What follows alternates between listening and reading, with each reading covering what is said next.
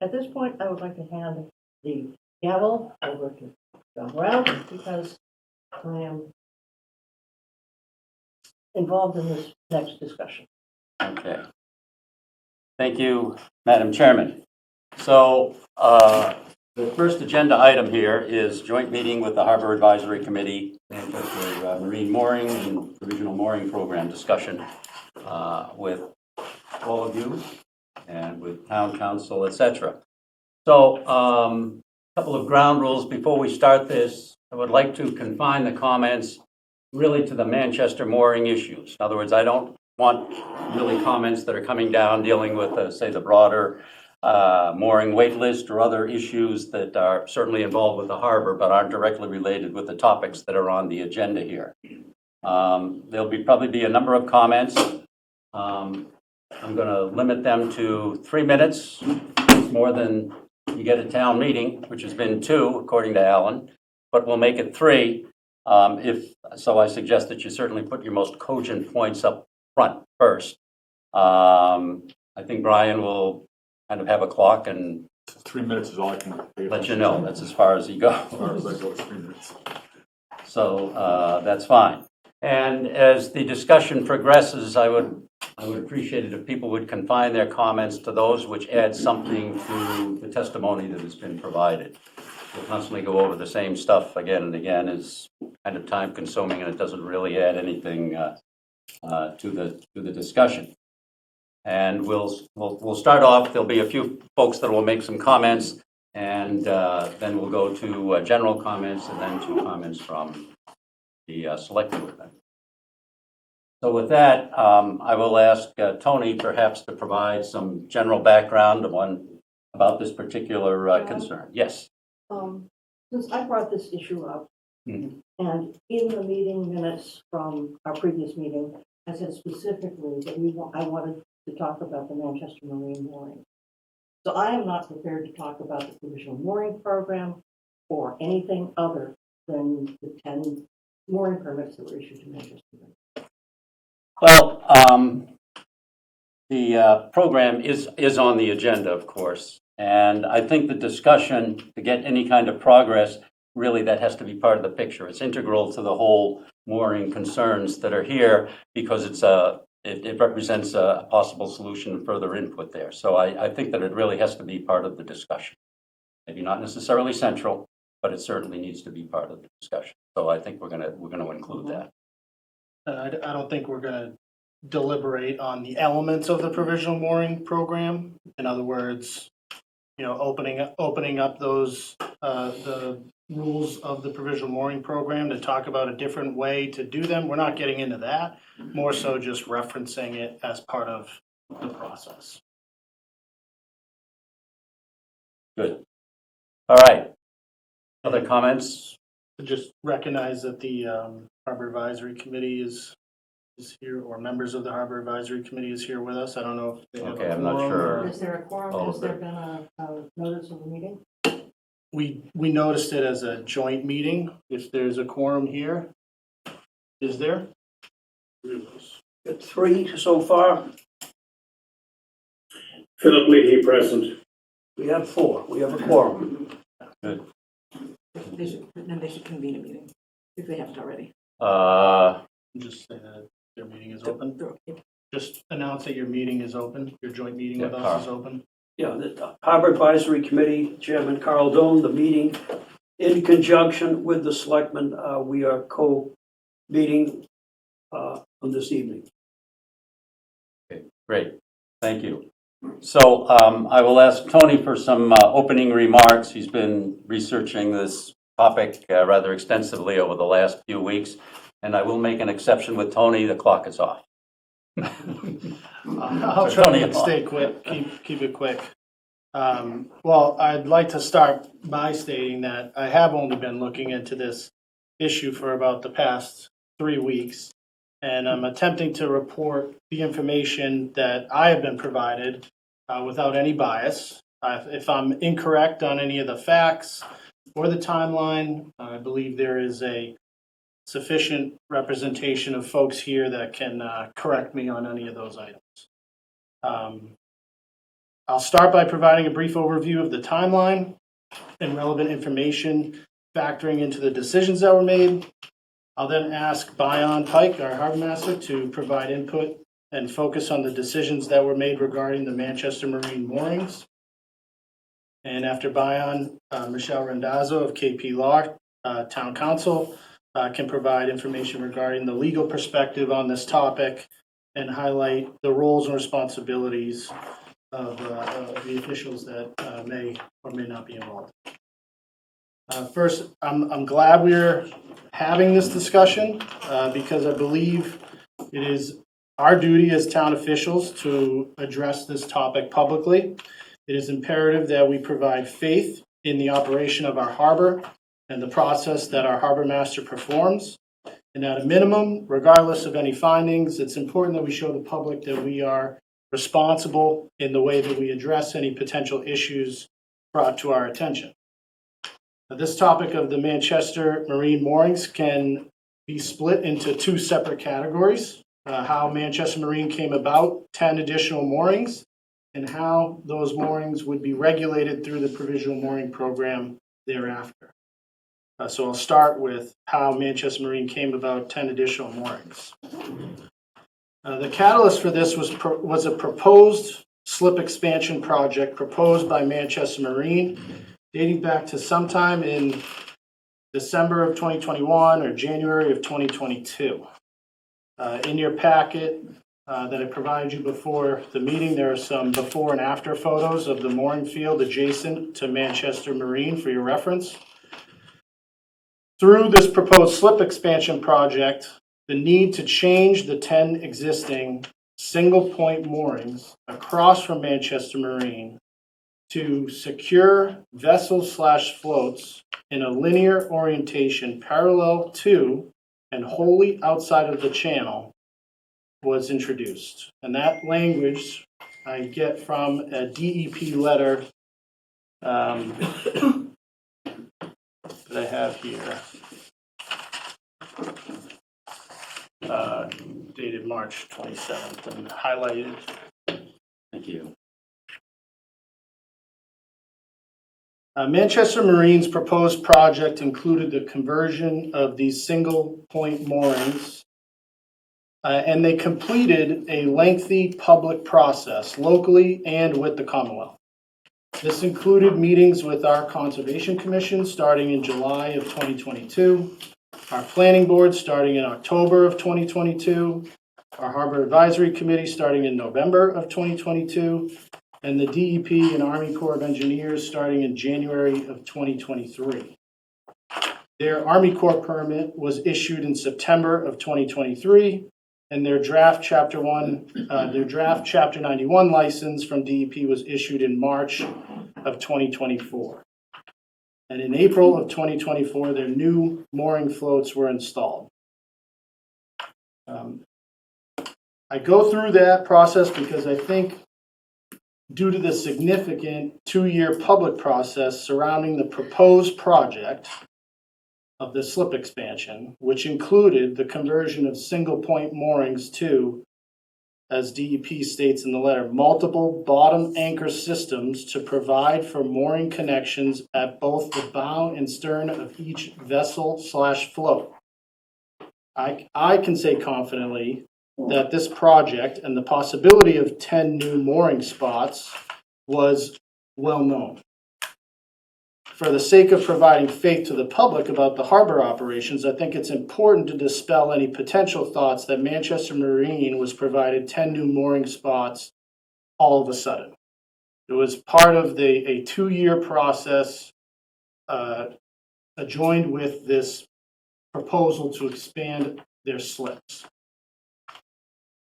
Also, based on the information provided to me, I think it is important to be clear that we are talking about 10 of the 12 single-point commercial moorings that Manchester Marine has held, from my understanding, since about the 1940s. These 10 moorings, through the proposed project, were then required by DEP to be converted to multiple bottom anchor systems to provide for mooring connections at both the bow and stern of each vessel and float.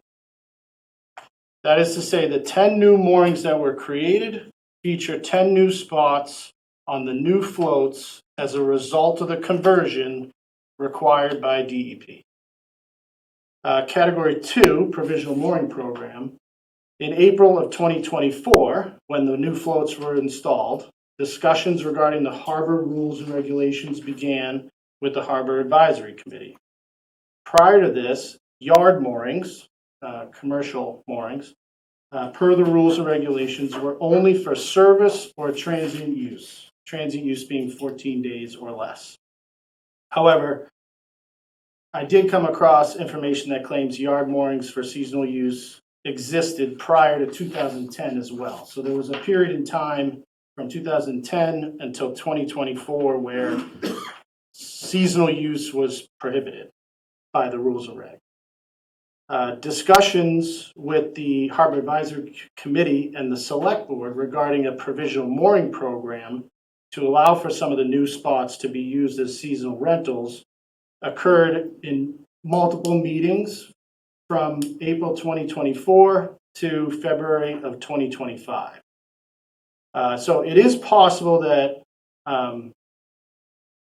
seasonal users of the new spots in the 2024 season did not come from the recreational wait list because the new program wasn't installed until early 2025.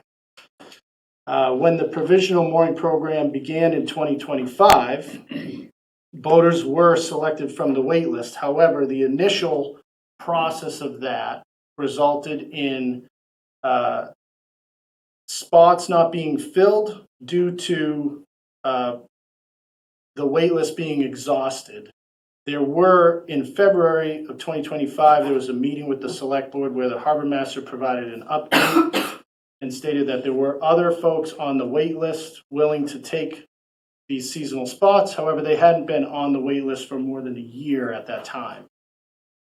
Then, I believe the 1 year requirement on the wait list was waived, and then all of the spots were filled with folks who came from the wait list. And in your packet, I provided a copy of the seasonal users from 2025 on these moorings and a copy of the wait list highlighting where they were in the wait list.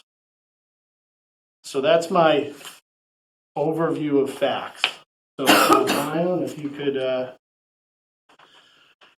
maybe talk a little bit about the decision process regarding the 10 additional moorings. Sure, so, And correct me if I was incorrect. on I think any of that. we're pretty spot on there. As far as the conversion of the 10 existing locations, DEP was very clear that must happen in order for Manchester Marine to move forward with the licensing of the fingers on their floats. So we actually had DEP in town. They were not sure of what the project and the parameters and the issues. So the DEP actually came to Manchester and we took them out on the Harbor Master boat to Manchester Marine. We looked at the existing single point moorings. We had some historical satellite photos of the vessels on the moorings trailing off towards Manchester Marine, the restriction of the channel. DEP immediately said, well, this restriction of the channel is a problem. We're only going to permit this with bow and stern. And I asked the question, is it bow and stern for vessels only, or can Manchester Marine put floats in there? DEP had no issue with that. They put it in their March of 24 letter prior to the issuance of the license. If you look at your copies, it'll be on the second page. I have it highlighted here where they make it very clear vessels or floats. So there are not 10 new locations. However, these are the 10 original locations taking up less room because they don't swing. So with a float, there's room for a vessel on each side. So I certainly didn't have a problem with that. We'd accomplished what we needed to accomplish to make the harbor safer and to reduce the amount of room used by Manchester Marine with this new bow and stern float system, and arrived to where we are today. And Michelle? Thanks, folks. Michelle Randazzo from Town Council's office. So I first got involved with this probably somewhere toward the end of 2024 with questions. And one of the things that I've been tasked with over these past several months is to really look at who is the appropriate authority to issue regulations vis-a-vis moorings. And, you know, I've gone through 25, 30 years plus of opinions from our office to various of our coastal communities. And, you know, I never want to tell folks that you don't have sort of, you know, the authority, that the select board doesn't have authority to adopt rules and regulations under their normal police powers. But in my opinion, it's very clear that the statutes confer the authority to promulgate regulations with regards to temporary moorings on the harbor master. And that is not something that is appealable to the select board. Those decisions are appealable to DEP. And I can go through chapter and verse and I can explain how I came to that opinion, but I want you all to know that I did not go into this thinking that that was going to be the end result. I really looked very closely because we do have a wealth of information from, you know, as I said, decades of looking at this issue. And I probably looked at some prior opinions to former harbor masters. But the statute is clear that where you have a harbor master, and as you know, you have a bylaw that expressly states that the select board appoints a harbor master, that is the local official that regulates. And whether it says that he or she or they promulgate regulations, they regulate movement of vessels through the harbor. Obviously, all these things need to be consistent with any Chapter 91 licenses, with your harbor plan, requirements of the Army Corps of Engineers. You know, they're never generally in a vacuum, but from a legal perspective, this is, you know, if I went through all of the existing harbor regulations, I'd probably check off that most of them fall under the harbor master's jurisdiction. We weren't asked when these harbor regulations were amended, I think, in, was it 11 or 14, somewhere around there. We weren't asked, I double checked to opine on this. You know, I think it's quite likely that folks looked at what was in place, said we could do better. Buy-in came on board, and folks want to work collaboratively, right? And, you know, nobody wants to be in a position of saying, I don't think you should do this, I think it's my sole authority or otherwise. So, and when I look through the harbor regulations, a lot of the requirements are pretty standard. I mean, you know, they're not so far afield of what other communities have in terms of moorings and the harbor master's ability to regulate the travel of vessels through the harbor. And just, you know, I think folks, I'm not a boater, you all are, but, you know, our general understanding of the territorial jurisdiction of the town is about 3 nautical miles off of the shore, unless you get into an area that's governed by another entity. So at the end of the day, any questions or concerns or challenges to mooring permit issuances, in my opinion, are appropriately brought to the DEP. And it seems that there are, you know, two different avenues, right? An individual aggrieved, they didn't like that they didn't get the mooring permit, or there, as I read the regulation, there's a broader avenue too for folks who just, you know, have questions about overall assignments of moorings. Local officials can bring that forward. But at the end of the day, it makes sense why that is the case, right? Because it's taking, you know, bringing it to a state agency without the local interests coming into play, and they look at these issues all across the state. And so they're able to sort of say, well, we think this is okay, we don't think this is okay. So that's sort of the big picture that I was brought in to sort of answer those questions. Is there another question that you want me to answer now legally, or? Even while DEP, it seems like, is the adjudicatory board on those types of issues, I think through the effort of being transparent, having an open discussion here, you know, you don't have to tell us what is right or wrong, but if you can help us kind of talk through one of the main concerns that's been brought to our attention is that the state law or state regulations require that when new moorings are made available, that there's to be filled by written procedure through a wait list.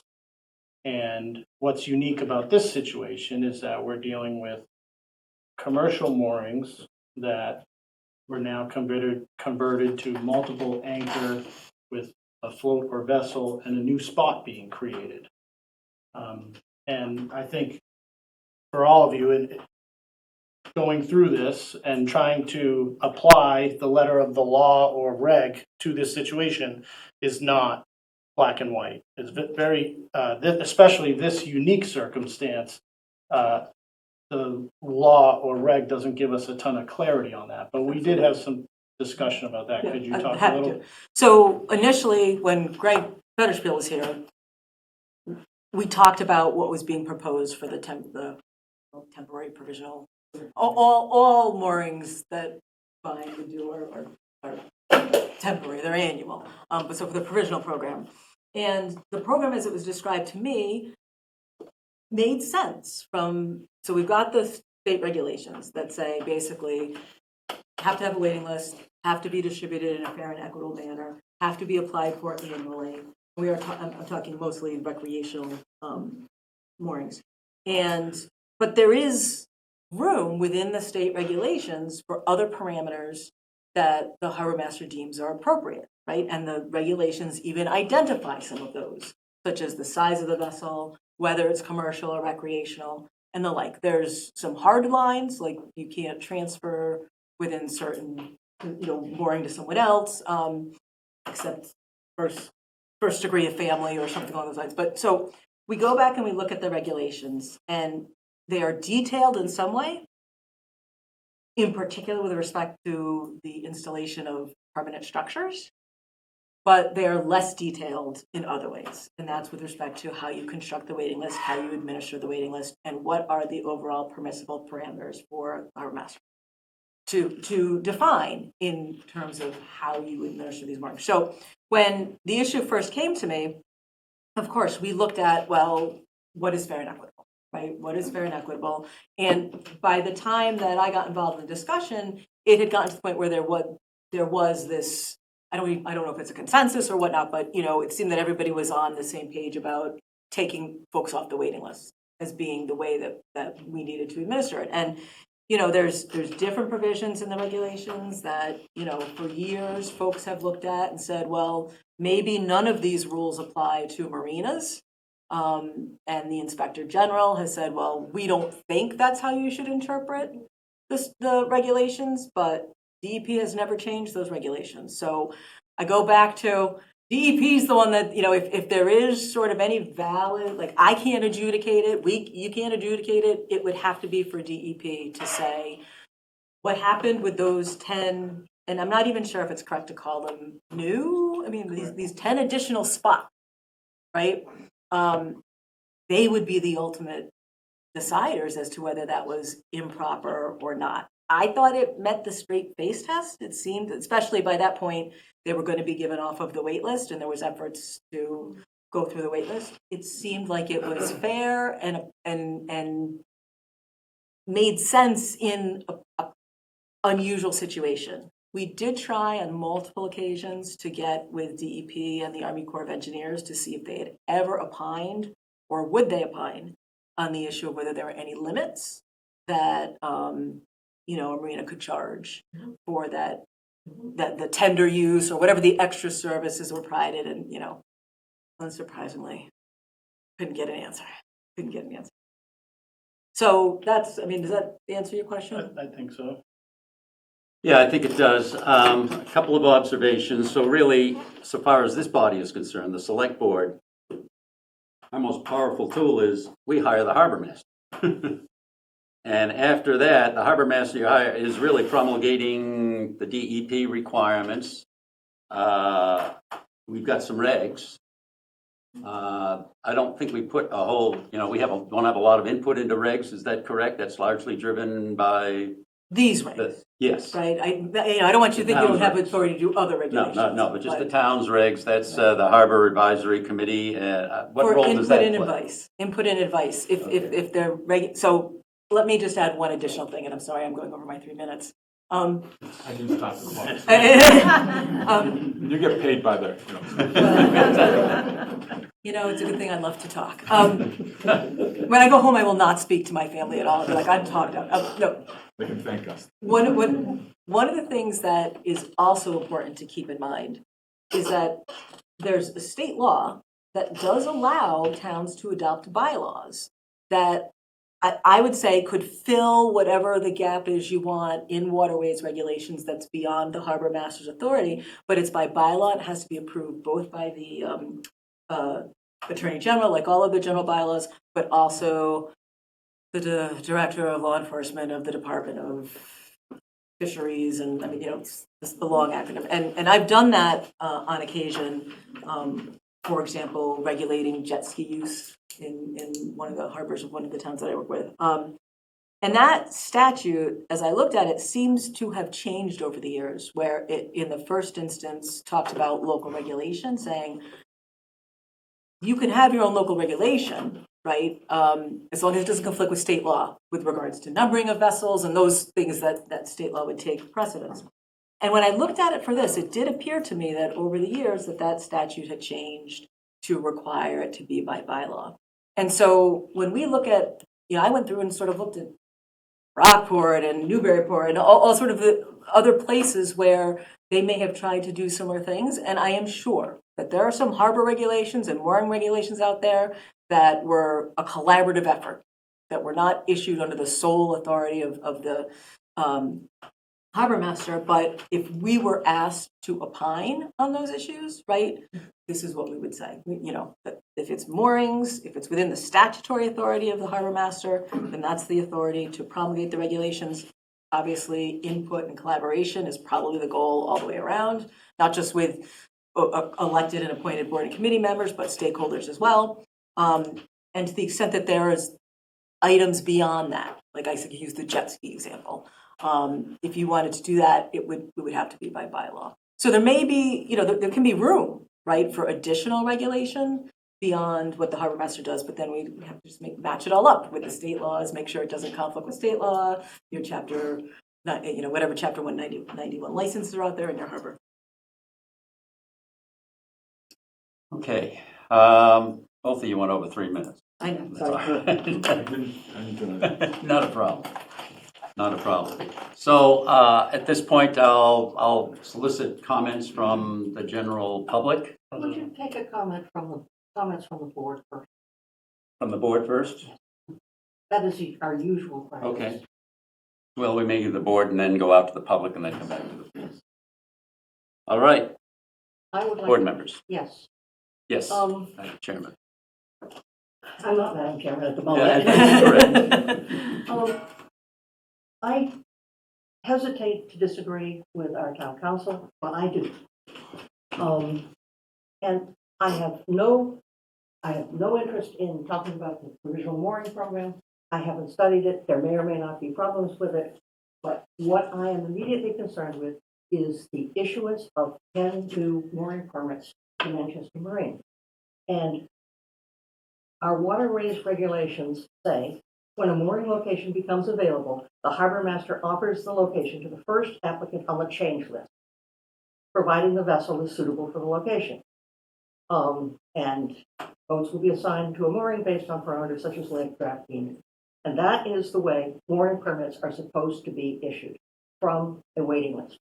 And the reason that that is important is, or part of it is, that in the DEP regulations, 310 CMR 97.2, annual permits for moorings, floats, and rafts, it says, Section A, the harbor master or other local official shall provide a written procedure for the fair and equitable assignment from a waiting list for the use of vacant or new mooring. That strikes me as being quite clear. It also involves um,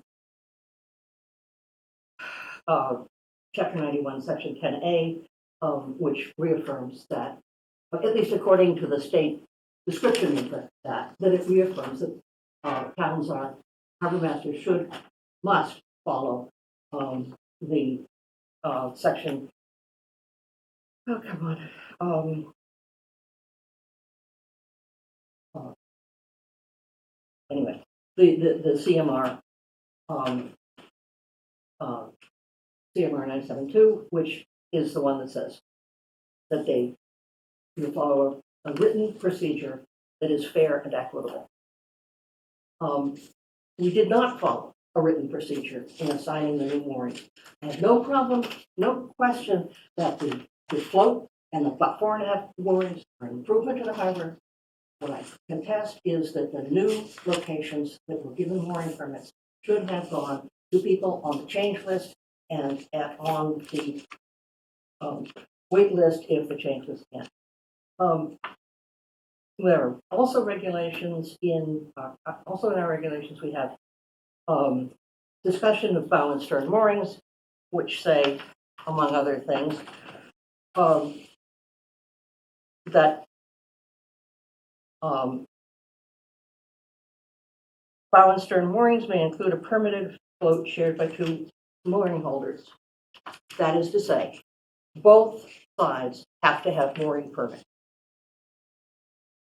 And reassignment of these spots will be from the mooring wait list only. The discussion of commercial, our regulations describe commercial moorings as belonging to basically people who work on the water. We should not confuse commercial moorings, which are for fishermen, professional fishermen, and the moorings, the yard moorings that are given to the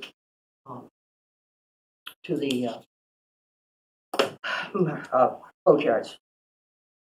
The practice that we have had is when a private mooring permit holder converts a mooring to bow and stern with a float, the second side of the float goes to another current permit holder using his or her existing permit. A permit for bow and stern anchored floats does not give the original permit holder the right to invite a friend to share the float unless the friend currently has a mooring permit in Manchester. Why should Manchester Marine be given mooring permits on both sides of the float when a private mooring permit holder is not? Manchester Marine built and paid for the new floats. That, again, is true of all of the existing owners. And they have found some way to adjudicate who pays for what. The willingness and ability to build floats and install moorings does not grant any entity the right to a mooring. That is why I brought this up. Other comments from the board at this point? So first I'd like to say that this conversation didn't come haphazardly. There's been hundreds of hours spent on research on this by multiple people, and many of them in this room. I think our harbor regulations are a great guideline, but I don't necessarily think they cover every possible thing that can happen. And I believe this is one of those situations. I think there's no, everybody agrees that the situation's made the harbor more safe and more navigable. The town has got a better income from these. These are all, the boatyards are paying 40 feet, which is the maximum on a mooring. And I honestly feel we do not have the ability to pull these back a Chapter 91 permit. I don't think it's there. I think it's up to the DEP. People, if this was a situation where a brand new mooring in the field was made, I would agree 100% with what Ann's saying right now. But it's not. It's room that they made through going to a bow and stern system. And they're actually taking up, even with a boat, a float, and another boat, they're taking up less space now than they did originally. So, I don't see a path. Well, first of all, I want to say that commercial in a waterway is not just fishermen. People who work at marinas, there's people who drive pilings, there's all kinds of commerce that goes on a waterway. And I think that obviously a marina is part of that. So these are commercial moorings, and I don't see, after looking at this whole situation, I personally don't see a path to having a commercial mooring tied to a recreational mooring. I wish that wasn't the case, but that's the way I personally see it. And I feel that it's up to the DEP to make a decision like this. I don't think it's in our hands. One more comment I'd like to make is that in looking at this whole thing, I really feel that the harbor master is working in the best interest of the harbor here. Thank you, Jeff. Brian? To that point, I think we can all agree that the harbor is in much better shape now than it was before Bion got here. And it's going to be the economic engine that drives this town. And to Michelle's point, the regs can be vague or they can be rock solid. And I believe that we as a board have to rely on the people we put in place to interpret these. And I think Bion's done a great job in interpreting the rules and regs as they are set forth. And I think we as a town owe him a debt of gratitude for everything he's done. And I think that, and short of anything else, I think we continue this path. We'll look at the provisional moorings, but to relitigate the past is I think it's just a fruitless attempt at dragging things through the mud. And I'm not prepared to do that at this point. I'm satisfied with what I've heard. Your recommendations were what I've heard from you, with Jeff's comments. I'm good. I think that, again, thank you, Bion, for everything you've done. Any thoughts, Kathy? Good questions. Are questions okay? I expect You know I nothing always less have of you. questions. There you go. I won't disappoint you. How's that? You never have. Thank you. First of all, I would also like to say I have complete confidence in the harbor master and his team. Okay, if any mistakes are made, I view it as interpreting language, talking past each other, whatever it is. I've seen no evidence whatsoever of anything unethical in any way, shape, or form. Okay, so I want to start with that. I have questions though, because Ann asked for this specific topic to be on the agenda, and I have questions for Ann and for Michelle.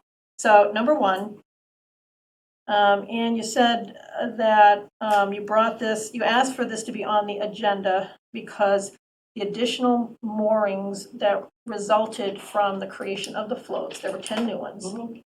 It sounded like these 10 additional moorings did not have unique permits, or do they have unique They permits? have unique permits. They do have unique permits, Yes, and and those are new permits. they are new permits, Bion? So understand that there are 10 locations, just as there were 10 before. With the floats, it created 2 spots. Right. So in fact, there would be 10 new permits if in fact there were going to be 10 new.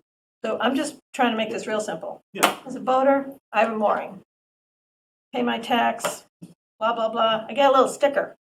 It says mooring permit. Slap it on the mooring. For those 10 floats, do we have 20 stickers or do we have 10 stickers? We have 12 because all 20 of those I don't- spots. okay. All 20 of those spots weren't assigned for seasonal use. Some are transient and some are for service. So that's what is confusing me. And I don't care about any of the rest of the stuff we talked about, quite frankly. I'm trying to figure out what the inventory is. Okay, So because that gets to the gist. I think we need to all agree on that before it's I have any simple. opinion on anything. And I did not know, it sounds like not every, I think of a mooring as a ball, okay, whatever. The white ball that's in the ocean, okay. I thought everyone had to have a unique sticker. So Apparently that's not the case with every floats. vessel in the harbor, I didn't ask about vessels. I asked about the ball in we the, don't do it that way here, Okay, Jack. We okay. don't put stickers on balls. okay, what do you Put do? stickers on the vessels. The mooring holder, or the person assigned to a mooring, gets sticker goes on the boat. And more importantly, the number of the sticker matches the Mooring assignment, and it's also matches in. Okay, so the mooring database. sticker goes on the boat. I guess, so this number, Right. right here. Yep. This posted list that's downstairs Yep. and on the website, this number, Okay. right here, will match the number on the sticker Right. and the number that's painted on the Painted on the mooring, I'm sorry. I said sticker. So- Paint. Okay, got it. Before, when I started here, it was different. The sticker number and the mooring number did not match. Okay. But today, I'm just trying to talk Today, we about do today. it this way. So somebody has a permit, Hmm. it's a sticker, they put it on their boat, and it had better match Right. the location on, that they moored to. Okay, Correct. so on those floats, are there two different numbers? Yes, one for each location? side. One for each side? Okay, so two different permits or one permit for the float? So Manchester Marine pays. I'm not asking Manchester For Marine, I was both? asking generally. I did not ask, I'm asking All right, so- generalities so I can get to my. So we're lumping commercial and recreational together. Well, we'll also talk about the definition of commercial, okay? But right now, I'm just trying to figure We're out talking our inventory. Commercial and recreational Together. inventory, each side. If there's a vessel there, is required to have its own sticker number. Mhm. Okay, so in theory, I'm just gonna, farmer's So math here. So, to the number 12, Mhm. there were 10 moorings, there's now 20 spots, Mhm. 12 of which have vessels on them, Right, so those 12 have No. numbers. Is that what you're saying? Every vessel in the harbor I understand, has a number, whether it's on one side of a float, the other side of a float, I understand, or a single point. I understand. What I'm trying to understand is where are the numbers for the 8 things, I'll call them things, that don't have a boat on them? Do we have numbers for those Never things? were, because they're service moorings or transient moorings. We do not assign numbers See, to transient so vessels. Now I'm gonna ask We do Michelle. not assign Yeah. numbers Got it, to a vessel that's coming in for up to 2 weeks. I understand what you're saying. Leave it. So those 8 spots are paid for by Manchester Marine. They have to pay because they get to use it, just like when they had a single point mooring, Right. no boat assigned to it, Understand. but they had to pay for the spot. Okay, but so what you're saying though, we're treating those spots as though Manchester Marine owns them. Or rents They're- them. right, Okay, right. so Michelle, here's my issue, okay? I used to deal with inventories in warehouses, okay? So get parts in, put the parts in the boxes and the slots. Boxes were numbered, so I know what parts to put in what box, okay? If the box was empty, okay, had no parts in it, still had a number on it. So I knew how many boxes there were. What I'm hearing is, and this is actually an epiphany for me tonight, okay?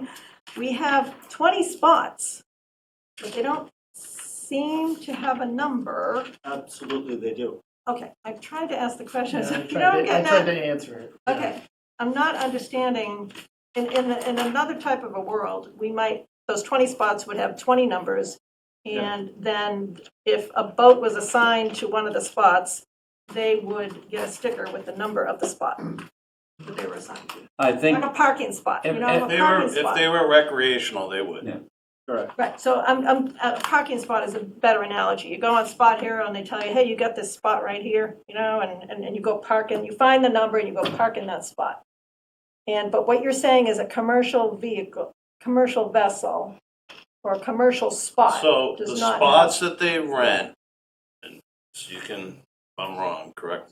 The spots that they rent out, all those boats get a sticker, just like Mhm. everybody else in the harbor. Mhm. The other side of that float is a rental. is either transient or for service work. Right, So understand. that's like, you go to your mechanic, I get you it. pull in, he fixes your boat, and you leave. It's not, so, but that other side of that float still has a number Yep. that Manchester Marine pays for.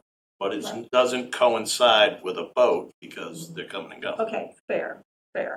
So the question is, of the 20 spots, are we renewing? We have designated some for Manchester Marine. Is that the issue that we have? I guess I'm trying to understand. It sounded like the additional 10 moorings.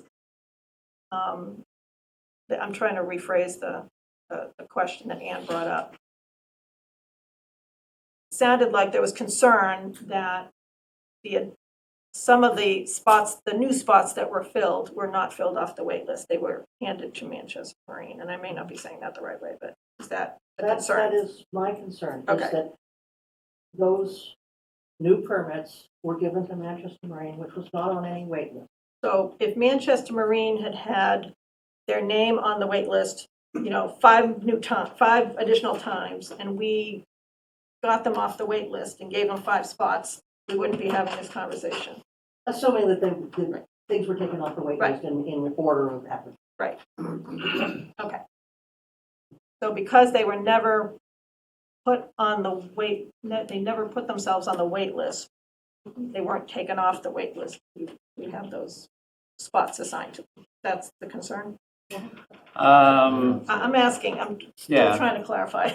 Every person who has one of the Manchester Marine moorings is on the wait list. We went down through the entire wait list, exhausted it, and found 8 people who are interested in taking those locations. Other people then, at a later point, went to Manchester Marine and said, I'd like to get one of those spots. Manchester Marine said, we can't give it to you because it must come from the wait list. Go ahead. Sorry to interrupt. No, sorry. This is where the conversation gets a little confusing. And that's why I broke it into 2 separate categories. Right. What Brian's talking about is how we filled Right. the seasonal uses of Manchester I'm not Marine's. even there yet. Prior to that, what Ann is referring to Right. is the 10 additional things, Right. spots, Yep. were provided to Manchester Marine. It didn't go through a wait list process. Right. I'm Well, still Michelle, on this piece, yeah. Okay. What Michelle was, to your question Yep. a second ago, was that because they weren't on the wait list, what Michelle's saying is that because these are existing commercial moorings that were then converted Mhm. due to the project, they stayed with Manchester Marine. But yes, 10 new items were created or made possible because of that conversion. Understand that. So because the original spots, the original 10 spots were designated as commercial, were they designated as commercial? Manchester Marine had them for 40 years. No. The but town the- collected a fee. The town has a specific definition of a commercial mooring, which is that it is a mooring that belongs to a commercial fisherman. In our regulations. That's correct. But yeah, I'm not sure I see that, number one, but even if it is, I mean, I think there's a question of, again, under, Marine the is that, too. statutory No, we're- authorities to the harbor master, I Okay. mean, they have charge over the commercial industry, so. I don't want to get into Okay. that part because I haven't done the research that I need to do. But I believe in our regulations there is a separate section for commercial moorings. Well, so Ken, you were looking for explanation, not really I had a question. right. So that, I think to your question, were 10 new spots or stickers or numbers created by this? The answer is yes. I don't think we are going to decide whether the process of how they got to Manchester Marine was But correct or it's, incorrect. my question, I was trying to get to the point where and I think my question was answered. It sounds like we all agree, though, of the 10 additional spots, they were allocated to, I'll use the term allocated, to Manchester Marine because the underlying assumption is that they were commercial and therefore, is that I'm trying to understand the underlying assumption that allowed us to give those spots to Manchester. Fine. I think people should think about moorings and location carefully. If you have a mooring, your boat swings on it, that's your mooring. If you have a bow and stern float, one side is yours, that we're talking recreational, the other side is recreational. Jeff is correct. Can't mix commercial and recreational. Manchester Marine is a commercial entity, just like the fishermen, designated in the database for 12 years. All these moorings have been designated as commercial, as are the 2 yacht club.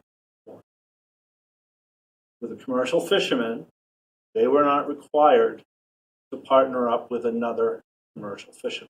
That's their mooring. If they want, they're required to go bow and stern. They wanted to put in a float, they could. And then if they wanted to have a second vessel that they use for the fisheries, as long as they paid the fee, then it was perfectly legitimate. Commercial moorings should not be mixed with recreational moorings. These commercial moorings take up one spot, just like they have since the 1940s. One spot in the harbor. Now you could put just the boat in there, bow and stern, or you could put the float in there. And then they have the second spot, which they can rent, transient, service. But the location is exactly the same. There's no more, there's no gain, Well, except for the town. I guess, well, the only disagreement I'd have with that statement is, again, I think it's really, I view it as 2 locations instead of 1. I understand, it's all terminology, but you've got, I'll call them spots, okay? You have one location, and due to how it was created back in the day, you had one spot. You introduced some innovation, added a float, and now in the one location, you have 2 spots, okay? And the question is, they were assigned, those new spots were assigned to the care, they were being cared for and fed, by Manchester Marine. And is the fact that we didn't take people off the wait list, is that problematic? Is that, We didn't take. I think that's where my head is at right All now. right, well, So anyway, I think that's you asked my thoughts, that was it. I think that would be a question for DEP to answer. Can I add just one more, which in the 310 CMR 907, in the first paragraph, it says, things, town or city implementing 310 CMR 907 will not discriminate against any citizen of the Commonwealth on the basis of residency, race, religion, sex, age, disability, or other illegal distinction. The provisions of CMR 310 CMR 907 shall be enforced by local officials. And if you, And I, I'm happy to provide my interpretation of that for what it's Local worth. officials. That's the local official. Right. Well, because the whole of, if you start at the very beginning of 907, Mhm. and if you look back at chapter 91, 10A and 10C, it says the harbor master, or if there is no harbor master, the local officials authorized to act, basically. And So to so, that point, Byron's correct. exactly, he's the local official, right? It doesn't, I don't read 907, And that that's part what- that. that's- I read Ann that, just- and that's exactly how I read it. Just as the police chief is the local official, the fire chief. All right, we've given them that responsibility, and at this point, I don't believe that micromanaging is helping anything here. And that, you know, to be honest with everyone, 80% of the people here in Manchester don't care. They don't have votes, okay? And the 20% of the people that do have votes, I would say 99% of them don't care. They've got their, I mean, if we have, how many complaints or issues have we had over the last 12 years since you've been harbor master? Okay, I think that we're beating a dead horse here, and I'd like to move forward as opposed to continue to litigate. All right, Okay, that's, excuse me, logistics check, I'm getting some text messages that people cannot hear us well. So I didn't know if they're. Well, I'm not going to say that again. So- Thank you. So they said, I'm getting messages that the sound is very bad this evening. For some reason, this evening's sound is garbled. is the Yeah, word that's being because we had to use that audio. Okay. And somebody. I think that Recording all in of, progress. here we go. All of this really came to pass because of what Michelle mentioned earlier, that you put together regs and they can't contemplate every possibility. And she said that when it came to structures and dealing with waterways, it was pretty clear in terms of what the DEP wanted. When it was moorings, it was a little soft. Our mooring, our regs did not contemplate this situation. They just did not. Oh, It was- we have regulations for two-sided floats. Yeah, but we don't have regulations associated with when two sides get created by a commercial entity, and the other side they would like to rent out. There's nothing that really addressed that, and it put Bion in a position where, all right, and I'm sure he gets in that position probably every week. There's something where there's a little gray. There's nothing that is specific in the regs that says this is what I got to do, and that's why he gets paid the big bucks. He's got to make decisions on what's going to happen. And in this situation, this is what made sense. And he looked at it and said, what's going to happen here, right? We're going to have more boats in the harbor. More people are going to be happy because there are people that have boats that now can put them in the harbor. The harbor is now safe because the water is fine. I see no harm, no foul anywhere here. And retroactively, he did have to go through the wait list, but the wait list was provided with us, and you could not come up with enough people that were higher up on the wait list. So Manchester Marine said, put the other people at the end. And then, of course, all of the other people had a shot at it. And I mean, I see the list of names here, and a lot of them were at the end because they signed up. And so they were formally on the wait list, not within the 1 year period, but we did waive that. The wait list is for a mooring permit, not for the ability to sign up with Manchester Marine to rent space. I disagree That with was that. I what disagree. the select board. But then we decided that that's what we did What I with the was trying provisional to mooring do. program. So I- We asked that they use the wait list so that the people who are on the wait list have an opportunity to get those spaces. Those spaces are being rented for, depending on the size of the boat, $8,000 or $9,000. Our permits, which are of some considerable value, are a tenth of that. So our wait list is for people who want permits that they can get from the town. And we used it to select people who wanted to rent moorings. And of course, it went straight through a long way because Manchester Marine was asking for a great deal of money. It's a different thing. It is, but they are commercial moorings. They aren't. This was the Recreational We process. really need to look at the town regulations about what is a commercial. I don't have it in. I would agree that there needs to be, And I would third that. A lot of what has happened, a lot of what has transpired depends on a certain assumption as to what the words commercial, mooring means. And I think getting that definition clear would be We should incredibly work from the helpful. document that we have. Right, yes, I'm not We're not sure suggesting we the have to document change is- anything. To your point, I haven't seen it and don't know it. it doesn't meet all of our If needs. the Doesn't meet all document's the not criteria. valid, then there's no sense referring to it. We have to find out if the document's valid, and from what I'm hearing, it probably isn't. Well, I think I would say Parts that of it. initially, as I understand the history of how these set of regulations came to in being, first off, I think they were taken from in other states as a model. Yes, So they that's were. something that we would look at. And, again, we all want to work collaboratively, right? Like, I don't think anybody wants to be in a position of saying, well, I'm king here and I don't care what anybody else says. So I have no doubt that there can be collaboration to come up with a set of harbor regulations that respects the harbor master's statutory authority, DEP's statutory and regulatory authority.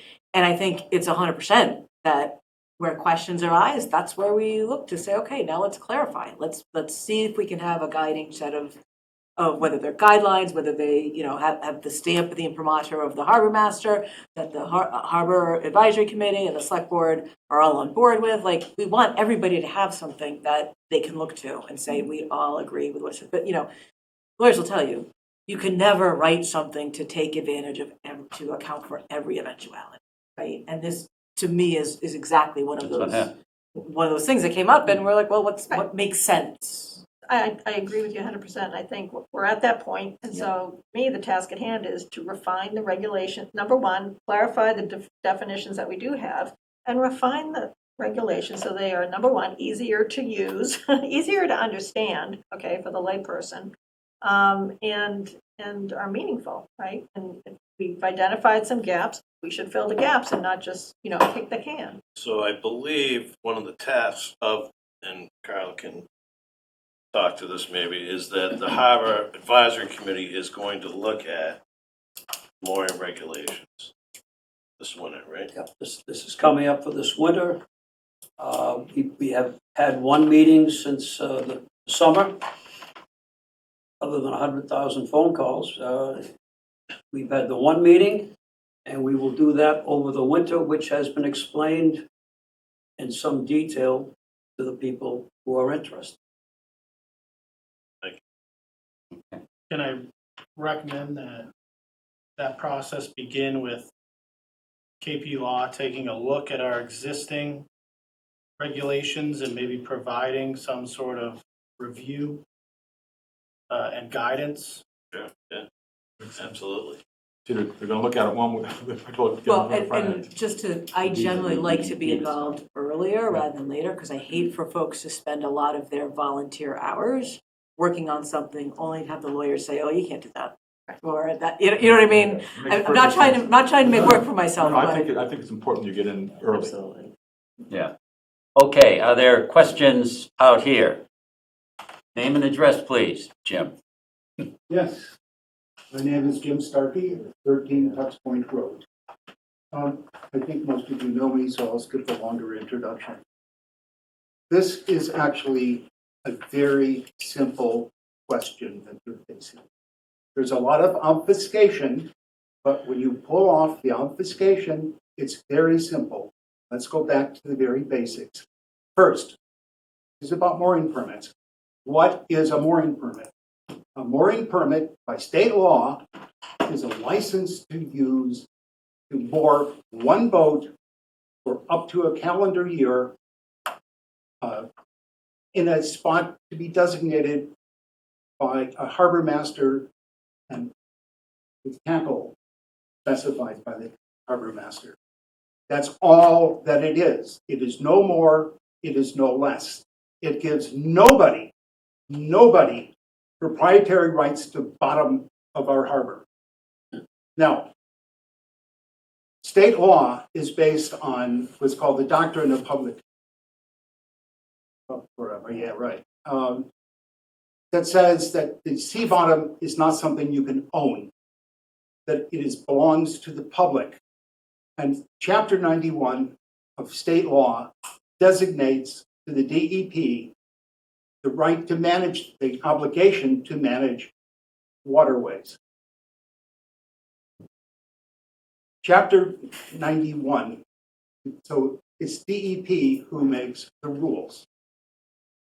The DEP rule is extremely simple, and that is that a harbor master is required to issue mooring permits from a written procedure.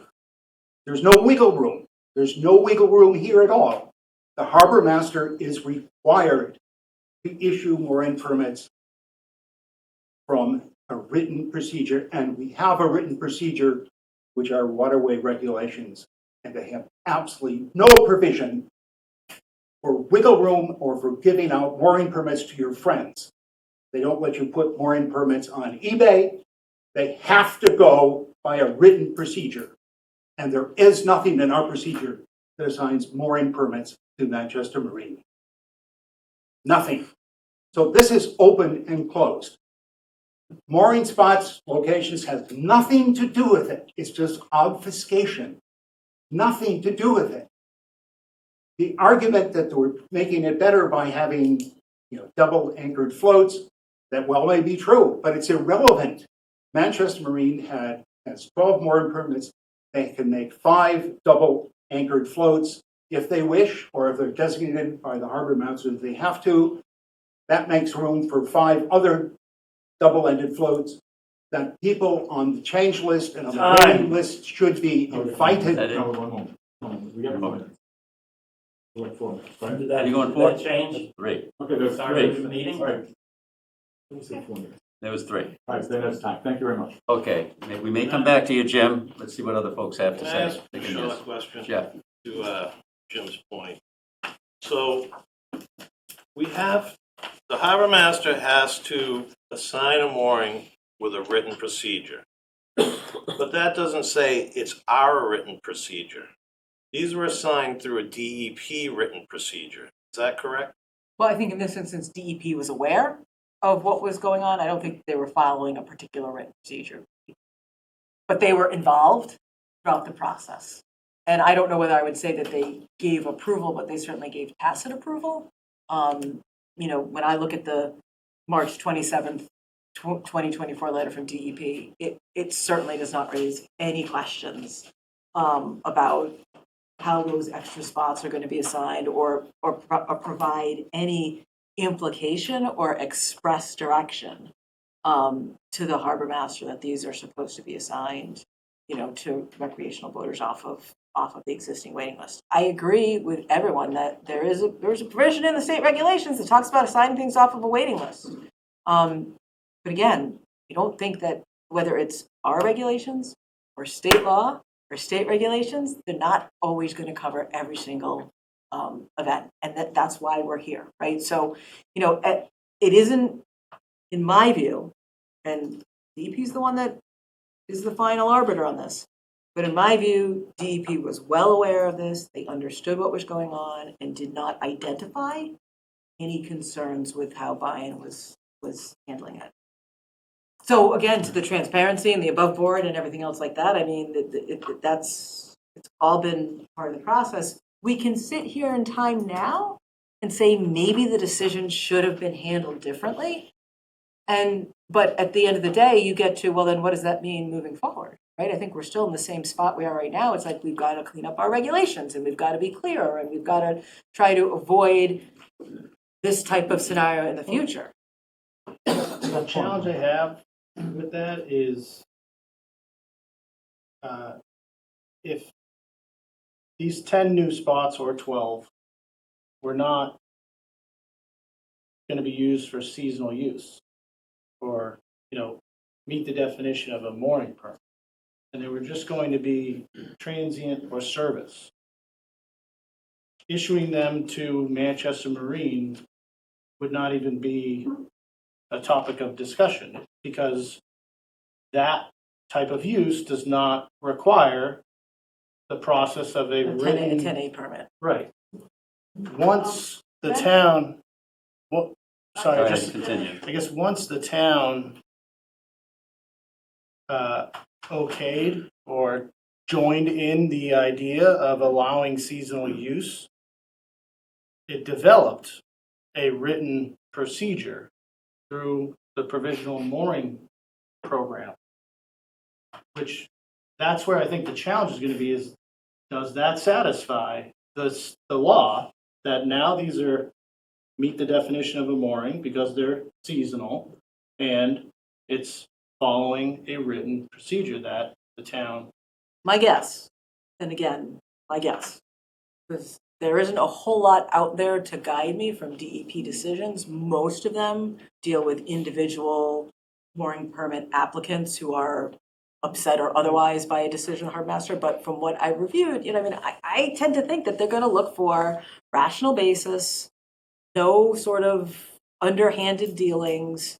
And we could try, I don't know if we get an answer, but we could try to, involve DEP in, engage them and looking at what you folks come up with in terms of language as how to address this moving forward. I mean, I don't know that they necessarily want to give advisory opinions, but, it's certainly worth the effort to try to engage them because, as I said earlier, and you all are familiar, I think, with Inspector General, different investigations over the years, that including, I think, on here, but they tended to deal with, they were all different factual situations. The only commonality is this opinion from the IG as to how to interpret the provisions of state regulations that they have no authority to actually interpret. It's DEP. So at the end of the day, they're the ones that we, should ask if we're uncomfortable.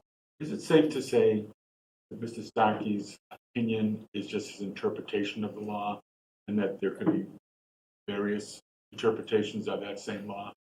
And that, and then we'll look for, as you and the HAC start to draft these new regs, we take his interpretation as part of the basis of writing new or updated regulations. But at this point, it's just that, it's an opinion. Well, we certainly would want to clarify, right, in moving forward. Again, DEP is the one that can decide. Exactly. Right? My point is, You could what I'm have my hearing opinion, here is an interpretation. and other people can have different opinions. I'm just trying to give you my opinion based on my best research and analysis. More experience than we do. But at the end of the day, this is, to some degree, there's a level of policy making that's going on here that is also that's not my role. And I would like to, when Manchester Marine was using the single point, they had a permit for each of them, even though they were used temporarily. When they put in the floats, they got a permit for each side. It's not that they were, since they're using them as yard moorings, they don't have to have permits or there's no fluff. It's just a question of who gets a permit. Well, I guess to Mr. Starkey's point, if the letter of the law says that a mooring must be assigned through a written procedure, and a mooring is defined as up to 1 year of use. If this wasn't for that type of use, if it was for transient or service, then referring to the written procedure wouldn't apply. So in other words, if They did, in fact, have a permit for each of them. right, so in other words, if Manchester Marine still had 10 single point moorings that they've always had, and they came to the town and said, we'd like to use 1 or 2 of these for seasonal use, and came to the town for that approval, would then Manchester Marine lose those and it would have to go to the wait list to find out who gets those seasonal, or Manchester Marine would be asking for approval to sublet their spot? That's where I get, when we refer to it has to go for the wait list, that only gets triggered once you're talking about the use being seasonal. So I think to get what You know what I'm saying? yes, because what you're getting at really though is that those original moorings, they've always been treated as commercial, because for recreational people, if you don't use your mooring, you get booted. You're not allowed to keep an empty mooring, right? So what you're saying is the history and the prerequisite is telling us that the original moorings were treated as commercial, and these new ones have a new wrinkle to it, but there's been an assumption they should also be commercial. I would ask DEP if other communities allow marinas to rent their spots for seasonal use and what the procedure is that they require for I think that. you gotta be careful with the definition of marina, though. Well, you know what this example in other towns, because it's not, the written procedure assignment doesn't get triggered until the use changes. So when this originally came in through the project proposal, it was just, Like I said, though, I think the it use didn't starts, come until the floats got it installed. seems to start with an assumption that everything we've been talking about is commercial, when there's differing opinions as to whether or not that's really true. All right. I have one question, then I'll give it to Bion. Is Manchester Marine paying for 20? 22. 22. And they're using 12. Okay, so it's in their best interest, if they're sitting vacant, to recoup some of their monies by going with a seasonal or transient. It makes business sense. So from a commercial standpoint, it makes sense. All right, and that's all I've got. So, mine's really just an observation that these moorings have been in place, to the best of my ability to discover, since the 1940s. Up until 2010, 11, there were zero restrictions on how those moorings were used. Those commercial moorings were used any way they wanted. When that regulation change happened, unless I'm terribly mistaken in the information I received, no boat yards were consulted, asked, invited into the discussion when the decision was made that they couldn't rent those seasons. When we get into our next meeting, I'll express an opinion why we're here. But the regulations in 2009 that this town had in place, zero mention of commercial moorings. The town has been collecting revenue from those yards for those commercial moorings since these were first set. Okay. So there's a long established history that these are commercial moorings, recreational. Okay, other comments from the public or online? Mr. Starkey, will recognize you last 3 minutes. I am shocked that our town council is advising the town that they do not have to follow state law. She should be ashamed of herself. Chapter 99.07 of the DEP regulations say, the provisions of 310 CMR 9.07 shall be enforced by local officials. That's you guys. That's you guys. DEP regulations say you have the responsibility to ensure that That's your things are done according to DEP regulations. Or- And they are not being done by DEP regulations. There is no way, the right way to do this, if you wanted to do it, is to come back and say, well, we want to give Manchester Marine some more moorings, let's go amend our rules, and that can be debated in public. The wrong way to do it is just to go ahead and do it and say, well, the rules don't matter, there's wiggle room, everyone does it. Everyone doesn't do it. Law is law, madam. You should be ashamed. I am not ashamed. I have always. Okay. been Out of the order, other sir. Where's the gavel? Twice. No need for personal accosting here. Any other comments here?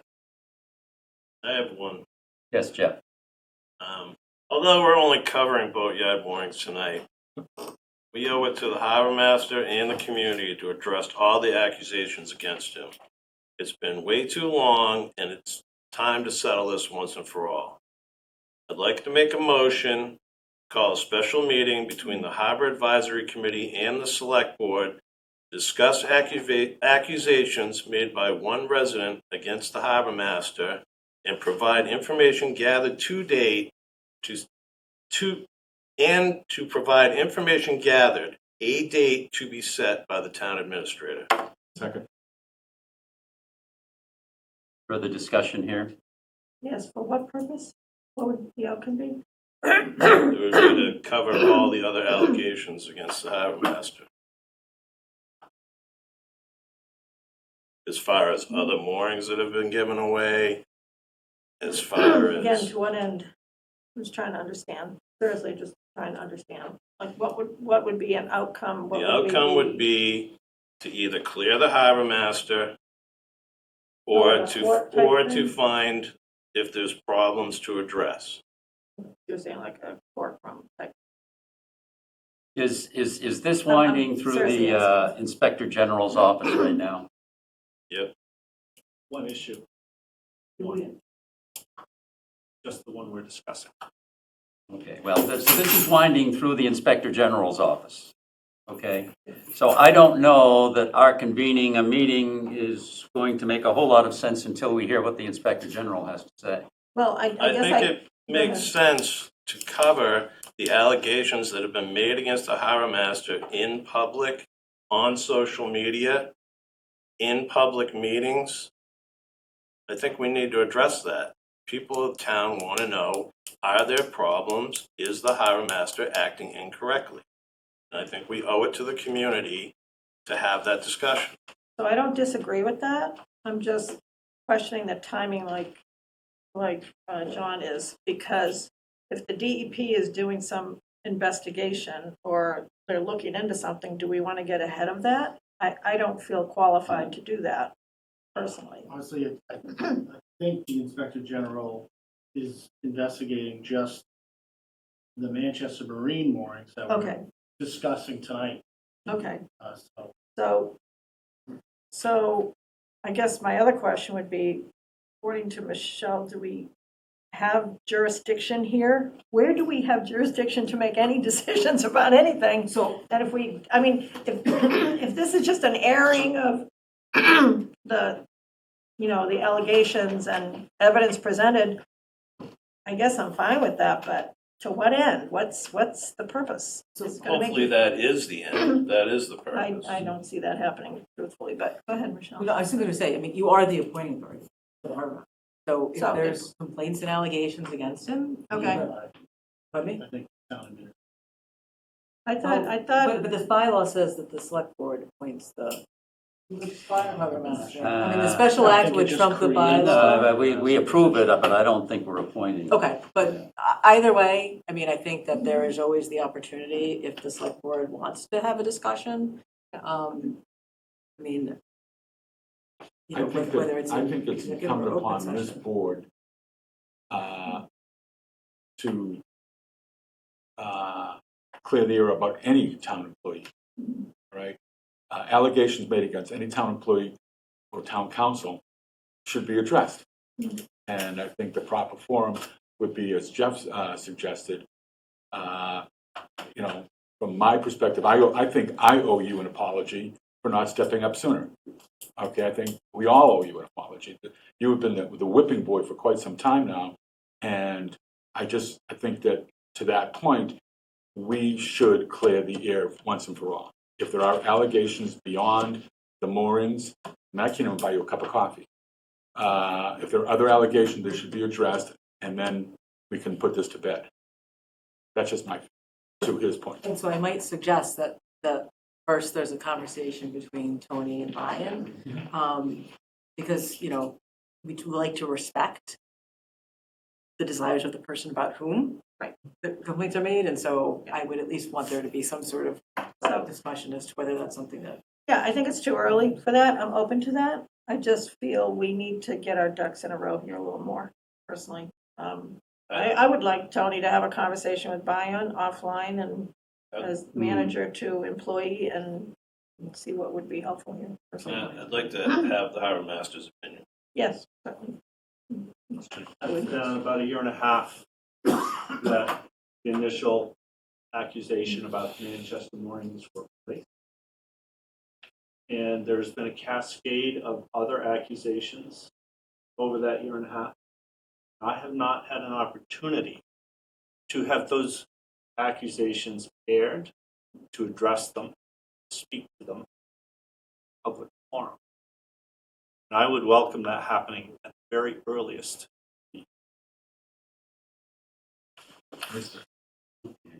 Thank you. Carl? Bayon's been in town for about 13 years. I was part of the committee to elect him.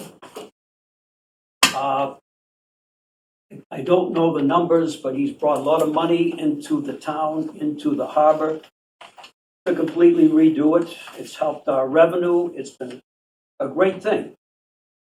We have a harbor master who goes to the town meetings, helps people out, get a seat, speaks as needed for the budget. He's got a lot of bad press. The people we're talking about said he has done something illegal. That is defamation of character, and this has been going on for a year and a half. There are other things that have been said against him. And I'm sorry, Kathy, but you said we have to wait a while. No, we don't. This has been going on for over a year and a half. It's in social media. It's talked about around town. You know, Bonnie goes down and makes pizzas for people towards the end of the year. He does everything for everybody. He helps people out.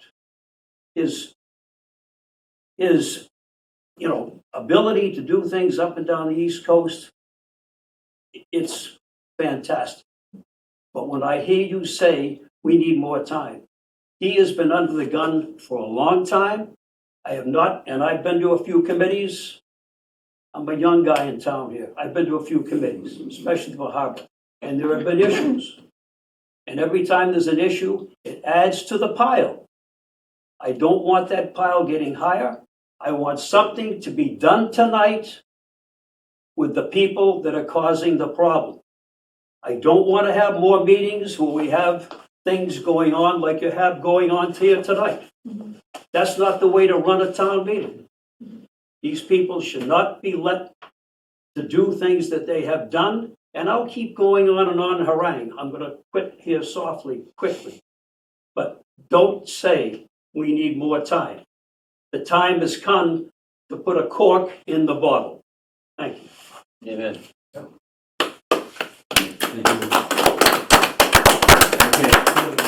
Other, There's a motion. okay, so there's a motion. There's a second. In a second. And there's a second. Okay, any further discussion on, Yes, if we're going to have such a meeting, I still think we need to have some clarity and boundaries as to the conduct at the meeting and what we're going to do other than listen to Bion. And I'm happy to listen. You know, I've listened to you multiple times, right? And you have had opportunity to comment at public meetings here. You have more to say, great. I still would like some structure to that meeting. If we are going to have, is that okay, Jeff? It can't be a free-for-all. No, I absolutely 100% agree with you, because That's what I'm. some of really these looking for. meetings, I've been to, I think, every harbor advisory committee over the last year and a half, if I missed one maybe. And I can tell you, it's been a complete disaster. Right. And things So- have happened that it should have not happened. So before I take a vote on this motion, who is going to structure this meeting and who is going to facilitate? And I think it should be someone completely objective. Well, first of all, I would suggest that it's not a public hearing. It would be a meeting of the select board and the harbor advisory committee. Yep. And I think as town administrator, it's my job to investigate the performance of our Agreed. employees. Agree. So I would think the structure would be simply me collecting the accusations that have supposedly been made, Yep. me investigating them, and then reporting on them to the select board and the harbor advisory. This would be an executive session. No, this would be. No, they want a public meeting. It So- doesn't meet any of the requirements. so the structure of this is really going to kind of come out of your discuss. You have to sit down with Bion and discuss this, put it together. I mean, we rely on you for a structure for how this meeting might fit together. Because there are accusations going in all directions and, this is kind of a little bit of fact finding. It's a little bit of everything. It'll take some time. Yes. I will try and move quickly. What do you- but So- we'll What do use you it have to for a be date in mind, Jeff? To be figured out at a later date, you said. By the end of the year? Yeah, I'm going to leave it up to you. You're going to head this up, and you can do the investigation. And whenever you feel you've comfortably come to a conclusion, we can set a meeting. You and Brian can work together and whatever. That makes a lot of sense. Good structure. How does Bion have a voice at that? So I'm still asking a few more questions. Sorry. So you present the results to both the board and the committee. Then is Bion invited to speak? Is somebody else invited? Or are you just going to present the results and the two committees deliberate? How do you To be determined. be determined? To be Okay, so a determined. little more. So Yeah. again, the reason for my questions is not to invite delay. So I want to make that real clear. My reason for my questions is to make sure that when we do this, we do it right and we do it once. Understood. Okay? Okay, Understood. just to be clear on that. Can we put a framework around this of, say, 3 months? Let Tony think about it. Think about that. You know what, let's let Tony decide. Yeah. We'll let Tony make the decision because All right. Tony knows what's in his All plan. right, so the motion on the floor, can you read it again, Jeff? Oh, God, I don't think he can. If I could read, I wouldn't be doing this. Make a motion to call a special meeting between the Harbor Advisory Committee and the Select Board to discuss accusations made by one resident against the harbor master and to provide information gathered. The date to be set by the town administrator. Friendly amendment? Yep. To resolve, not discuss accusations. I think it's over. Resolve. This is To- going to be a one and done, right? Yeah, I hope so. I certainly hope so, yes. So just if you can tighten that up a bit. We have to get onto dogs and the beach. To discuss and resolve accusations There you go. made against the harbor master. Okay, good. And there was a second on that? Yes, I second All that. right, any further discussion? No, Vote, Jeff, yes. Brian, Yes. Kathy? Yes. Ann? Yes. And John says yes. Okay. Ball's in your court. Okay. Now, from the discussion that we've had in the past hour and a half, we've got to decide a little bit how things are going to sit together. We've heard a lot of information about the moorings associated with Manchester Marine. Do you have a recommendation, Tony, in terms of how things should fit together? My recommendation wouldn't be to take action here tonight other than to get, possibly to get input from DEP, or at least seek input from DEP. Whether we get it or not is an unknown.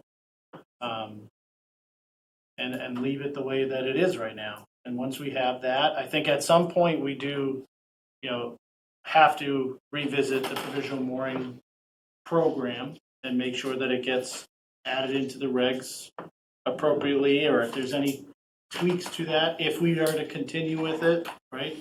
But in the meantime, I think getting some input from DEP. Does that fold into Carl's initiative, which is when, the first of the year or sooner?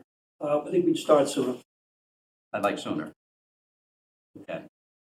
Because it sounds like there are a lot of unforeseen murky areas that really need to be defined in that. Wait, is it fair to say we may want these, at least some of the refinements completed before the next season? Yes. Is that Yeah, fair you know your timeline. timeline? Okay. So I was just going to suggest, right, the two things that seem to be most critical are the provisional mooring, right? A framework for it if it's going to continue, and clarifying if the rules are different for commercial, how you define commercial. Those are the things that I've heard. But the third one is, we know that there are sections of our regulations that correct. are subject to way too much interpretation. They need to be tightened up. Yeah. But identify, like, I'm sort of thinking like in terms of triaging. Yeah. And I think, the Harbor Advisory Committee certainly can probably identify some of those, but I think before next season, you definitely want to yeah. get those pieces. All right. And mooring assignments and so on begin early In the year. in the year. So- Right, when do they have to have their applications in by? Well, so we send out renewal forms in December, which is very early because they're not required to be paid until March 1st.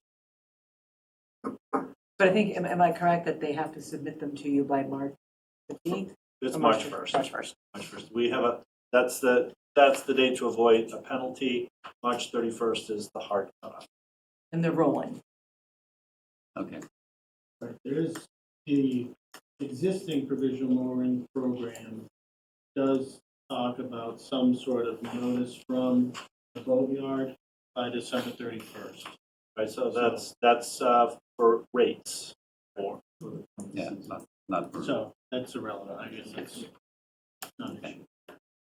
So I don't have a recommendation for a motion of the board based on council's opinion that there really isn't a motion to be made. And if you want to make a motion to seek I move that Opinion we from seek an DEP? opinion from DEP on the assignment of 10 new mooring permits to Manchester. I think that's reasonable. I'm not sure what Michelle has said. Get from those. Okay, you got a motion? What year we'll get it. Yeah. But in absence of that. we It ain't gonna continue be by the with- end of this year. In absence of a decision from Yeah. DEP, we'll continue the. That's the correct. course we're on. That's correct. So who pursues that? Do you pursue that, or, Yeah, mean, between the three of us, yeah. one of us Okay, will all right. reach out to DEP. all right, Ann, so that's your motion? That's my Okay, I will, Yeah. second on that? Second. Okay. Any further discussion? Jeff? Yes. Ryan? Yes. Kathy? Yes. Ann? Yes. And yes. Okay. Excellent. Am I done? You're done. Thank you, Give John. Give it back. Thank you for your. Give it back. You want to see the dogs on the beach? Because that's always a hot topic. We don't actually talk to the beach. Oh, okay. I think we're good. All right, Okay. I got 2 to-go things at Whole Foods as well, so I gotta pick up. So if you truly depend on me, I'm happy to stay. Okay, all right, thank you, folks. Oh, you know what, I greatly appreciate that.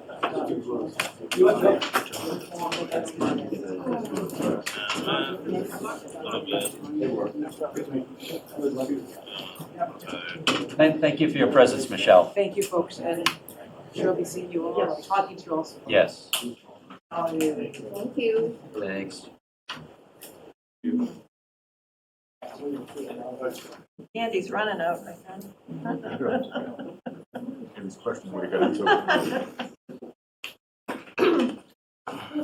Boy, these folks look all so dressed up. We're left with the uniforms. Well, I'll never get back. Okay. Cold. The next item on our agenda is quarterly reports from the police chief and the town administrator. I think I'm going to start with the town administrator, at least briefly, to ask why the employees who report to him are. That's a good question. It seems like it's been somewhat of the practice here over the last X amount of years that Greg's been here. And so I actually perform the quarterly reviews with each of the chiefs myself. And I said, why don't I can summarize it, and then they're here if you have any questions or comments or compliments for them. But I would agree. I think that, the quarterly review element doesn't need to be a part of a select board meeting. I think it's my role to be performing those quarterly, and I can report to you the results of those if you'd like, but I don't think going forward it needs to be a public process like. You guys stuck around for nothing. Am I wrong? It seemed like it's been the practice. Yeah. That's good. I agree with you. I think there were some specific reasons for that no longer apply. What I would say, slight alteration of the sequence. Typically, what you would want to do is solicit input from a variety of sources, including the board, to perform the review. So instead of not just reporting out afterwards, but also soliciting input in advance. Okay. Nevertheless, I do appreciate the monthly or quarterly reports. Maybe you can still do. Oh, Yes, I mean, the written Love that. reports that they provide to us are extremely that's helpful. very good. So, because it helps us answer questions that I we want get. to applaud Chief Fitzgerald for making full use of AI now. Yeah. Yeah. Because I remember your writing from 3 years ago. It's improved dramatically. So I performed quarterly reviews with both chiefs. I can say, across the board, both chiefs are exemplary employees. Unfortunately, during my quarterly review with Chief Fitzgerald, he handed me his official notice of retirement at the end of his fiscal year. I tried to rip it up, but in my short, 3 months so far here as town administrator, both of the chiefs have embraced me and have immediately met every expectation that I would have of a police chief or a fire chief, in that the way that they manage their staff, the way that they manage their budget, the way that they communicate internally and externally, upward and downward, is all exactly where one would want it to be starting in a new position as town administrator. They both clearly have strong commitments to this town and to their positions. They understand the importance of every facet of their job, but that it goes beyond just being a police officer or being a firefighter. It goes beyond just being a manager of a department. It's a complex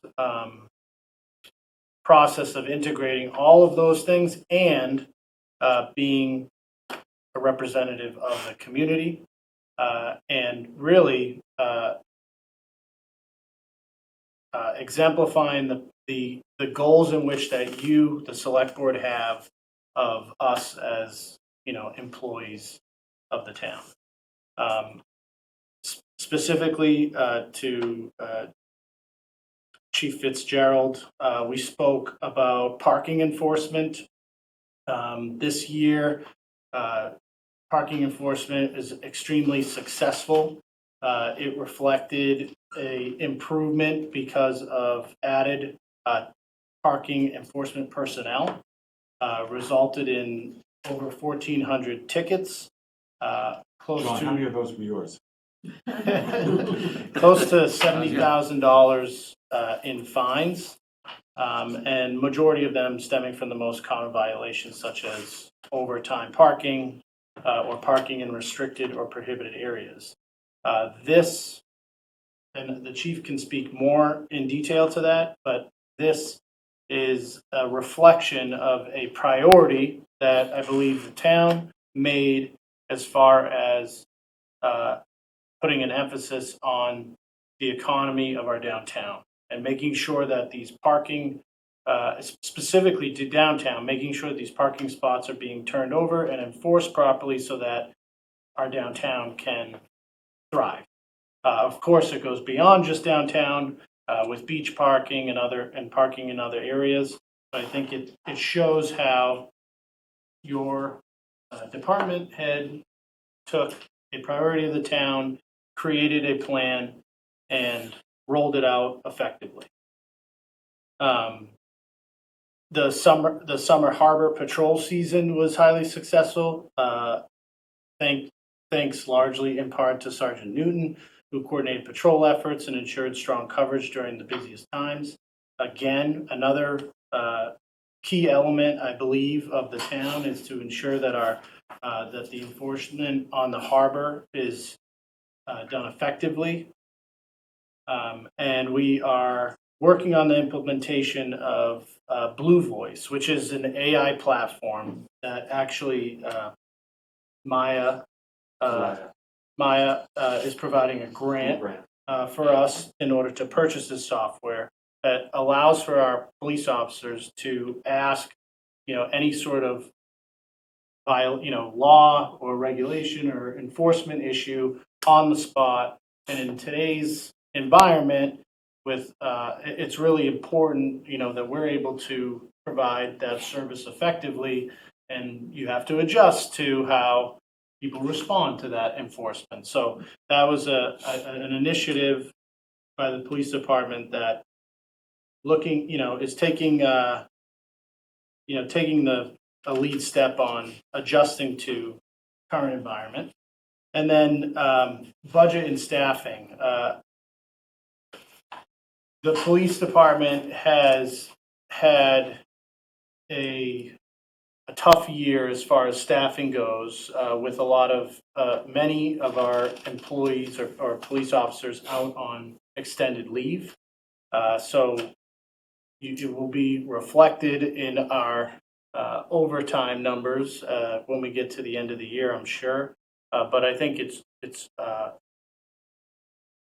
the way that the chief has effectively approached that issue. We haven't missed a step. And in fact, when we have run into some of the hardest issues, both the chief and the lieutenant have filled into those spots to make sure that we have the appropriate amount of personnel on the road at any given time. So it's been a very, when you're dealing with personnel issues, staffing and budget, that can be a struggle all in and of itself, and I believe the chief has managed that very effectively and to the best of his capability. So, and then of course, all sorts of trainings and things of that nature. So I'll pause there if you guys have any questions or comments related to the chief and the police department. Everybody's looking at me because I always have something to say. Funny, you noted the things I had down, Tony, so I noted, obviously, Todd, I really appreciate the increased parking enforcement. It's very noticeable, walking around the downtown, even up School Street, Pine Street, that whole area, so that was very much appreciated. And we always, sometime in the fall, we always have a conversation about parking, what can we do differently next year? And we have a couple of things we still need to talk about, whether it's beach parking or the boating placards. We said we got to kind of take another look at that. So when we get into those details, I look forward to, hearing what you have to say on that. But the downtown parking, enforcement was very noticeable and appreciated. I still love the regional focus and partnerships that you have developed there and are continuing to work. So that's incredibly critical. And I definitely continue to be impressed by your willingness to learn something new. So the AI stuff is great. But I hope, I don't get to see many of your team members, except for Mark. So I just hope that culture of continuous learning is really getting embedded in your culture. Because, as Tony just said, there's more to learn and there's too much to learn, and we all have to just try and find ways of doing that. That Most AI, efficient. that Blue Voice was actually brought to us. Nice, awesome, So great. he's the one that the ball rolled. Right, because you could, be dealing with somebody and they've got AI on their little phone and Yeah. that's not the law, and you can say, yes, it is, right? It's So actually a closed loop system, so we take our policies, procedures, we Perfect. take our laws, Yep. bylaws, whatever we want to put in there. Awesome, Maps to all schools, Schools, buildings. anything. excellent, And so it's not like out on the World Wide Web. right, awesome, that's great. No, the continuous learning is really, and so I'm glad to hear that came from an officer, and that's more evidence, so You should get all the credit for that. excellent, thank you. So I just had a question on the parking. Did you have any breakout between what the revenue was from Styx versus the folks that were walking around? So the Sticks issued 603 tickets and 30,150. 30K, Yeah. and so That's not that half. that's about half? Yeah. A little less than A little less than All that. right. Okay, so that's good. I did see Central Street's down. I guess you're parking somewhere else because. I'll be happy to go. The clerk did cash my check. Okay. No So bounce yes, you check. might have had, I contributed to that, $50 to that bottom Okay. line. All right. Great. I would like to send the police department on the move for a community policing model. It has changed. I've been around a long time. Yeah. But it's much better now than I remember.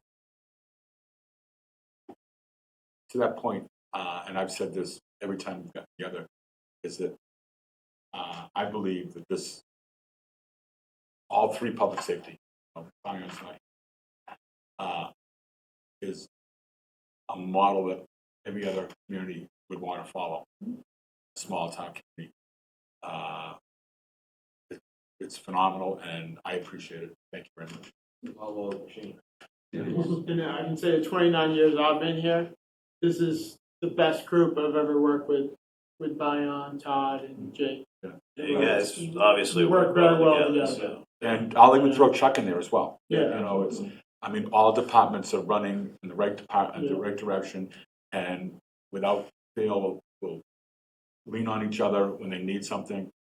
And it's gonna make 20's job easier anyway, because you got other shit you gotta deal with anyway. So thank you very much. yeah, You know, other than Jake's driving record, we're all. I got more. Anyway. All right, so thank you, Chief, and thank you for all your years of dedicated service to the town. it was a tough decision, and actually my son and wife wanted to be here tonight just to show us support for the letter that I didn't give you, but they decided to online. I'm sure if Greg was here right now, he would be able to talk about the 12 years of experience that he has had and, speak to all of your accomplishments and your growth and your impact on the community and the department. And I've, in just a short 3 months, I've seen it. It's very clear. So even though it's only 3 months that we've worked together, thank you for making my life easier and for all that you've done for the town. It's not out the The door body's yet. not cool. You got a ways to go. I want to thank you because you made my life a lot easier too. And then just lastly, as you mentioned, we've and both chiefs and lieutenants and many of the staff have been involved in those regional discussions as far as emergency management goes, regional 911, and a ton of training efforts each of you have put forward to your staff. So thank you. So on to the fire department. I've met with Chief McNeely as well. Over the first 3 months, I'm not going to repeat everything that I've said already, but as well has been dealing with a lot of different challenges in the fire department. I think the chiefs, one of the things that I have identified with Chief McNeely is the ability to improvise. He's been, a lot of challenges have been put forward, especially with the structure of the facility there. And he's been able to find ways to get things done quickly and efficiently, and to the, betterment to the budget for the town. Both of the chiefs, and sorry I didn't mention it when I was speaking about the police department, but both of the chiefs have I've been involved in many different public events that the departments have put on. So again, it's that community involvement and availability that they promote that I think is reflective of a lot of our priorities. The chief has worked hard to fill our call fire department, our call firefighter roster, and continues to work on that. And I think his style, his style as a department head, I think is what, folks in the community that are either thinking about becoming a call fireman or even potential full-time firemen from other departments gravitate towards. So that it's a really helpful element for us as far as retaining talent or potentially recruiting talent. He's kept me apprised on the engines, The ladder truck, when I first got here, wasn't here yet, but worked really quickly to, not only get the engine back to Manchester, but also effectively dealing with the company that we got it from to make sure that the town was not negatively impacted financially. And a lot of, like I said, a lot of pre-planning, trainings, and community building type activity that he's emphasized, at least, or I've seen in just 3 short months. So, anything to add, Chief? No, it takes a team, and I think Todd would agree with me that our team is what makes us shine. It's not one of us individually, it's everyone that we have that work for us and work with us. And collectively, it makes it work. And it makes my job easier. I can call Todd in the middle of the night if I had to. It would be like, "Why are you calling me? What can I do to help?" And that's important. And I think that's really the catalyst behind the success of the public safety. Just one comment that I remind you guys that Sunday is a cardboard boat race. Jake, I might suggest you not get involved with that, given your record. We do have the open house on Saturday. What day is that? What Chili time? cook-up. 3 to 7 That's at 3 to 7? on Saturday. Yep. On Saturday. Dinner. On Saturday. Okay, my kids are here. So I know. Are you participating in the cardboard boat race? Yes. Maybe the only thing to add is we were very successful with the AFG and FEMA grants that you guys are aware of, and we're going through that process. Where are you on the process of a deputy? That is April 1. Have you It was started budgeted last year. For Yeah, I understand that part. Have you identified or have you started a search? Posted. Yeah, so we worked with Tony. The job description was designed, developed, just so anybody in-house, they needed a couple of the certs. They had some reaction time. The official posting will be in January with an April start. Oh, great. Any other? Don't take my suggestion that your quarterly reviews go through Tony as a suggestion that I don't love your monthly reports. I will continue to I send want them to see them all. all. The hotspots are always fun. Yeah, just a couple things. I really love the monthly reports. In fact, one of the things I really love about the monthly report is the heat map. And I was curious, is there any way we can get a heat map from, like, I don't know what input you use to generate it. Just emergency calls, location. And I'm curious as to that. I think that would be very helpful for some of the facilities decisions we have to make, right? The police, they're all over the place, they're patrolling, blah, blah, blah. The harbor, where are our harbor emergencies, out in the water? Is it a way to do a heat map in the harbor and identify where the hot spots are? And so I just think it's a really good tool. Well, Sand Dollar Cove, but, there may be some other things that we can talk about. It's just a really good tool. Yeah, I think regional dispatch would actually be able to weigh in, especially with most of those calls coming by a 911 that are Right. tracked by that and line, so they Yeah. would be able to at least give us that. We could put that into Right. use AI to create our. There you go. So where are they? And when the people who are injured come off the harbor, where do they go? Does the ambulance pick them up downtown? Do they pick them up at Tux? Do they pick them up at, Masco? Where do they pick them up? So I think a lot of that data is going to be helpful as we make some facility choices. So I would throw that out there. And then just on the staffing, the grant, that was a great, whole, again, to our conversation, it's a very helpful thing as to overstaff a little bit as we transition. There are some planned retirements that are probably coming up, right? And so we just want Yeah, to so the be grant mindful of that. requires to maintain 21. 21 FTEs for the 3-year performance period. Mhm.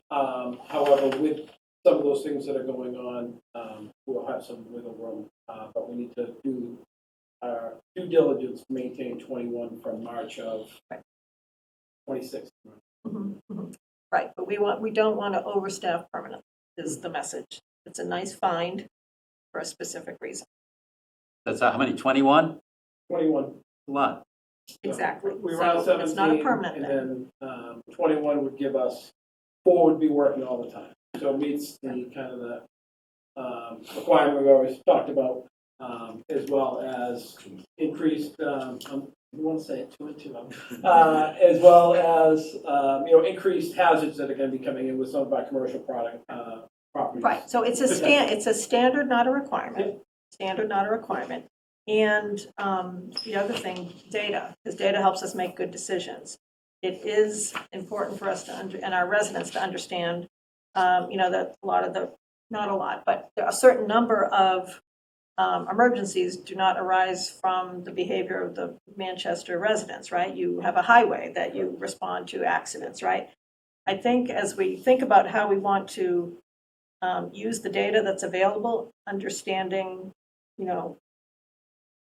where the incidents are coming from, and I'm always questioning, are we subsidizing our neighbors, right?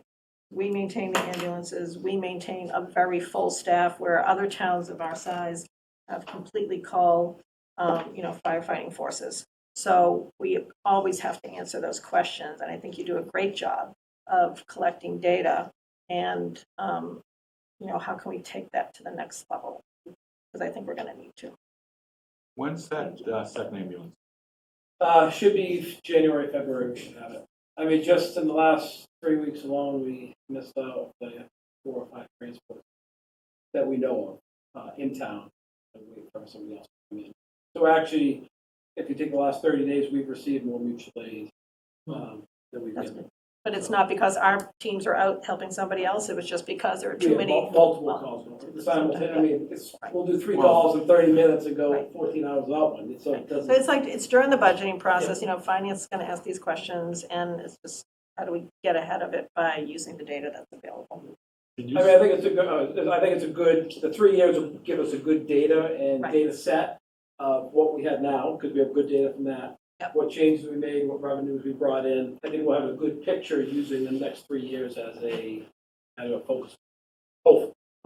That's the plan. That's the plan. Is the intention to have 2 fully functional ambulances with advanced life support? Yeah, so we have the equipment already. However, the ambulance that was surplus prior to me getting here blew an engine, and I think the cost benefit of fixing it, I believe, I'm not sure how that happened. So right now, we can handle one benefit, but that second one, we can still initiate care, we just can't transport, therefore we're not having a return on our own. We can't build it. Yeah? Good. Great. Thank you. Thank you. Thank Yeah, Thank you. Thank you very much. Thank you.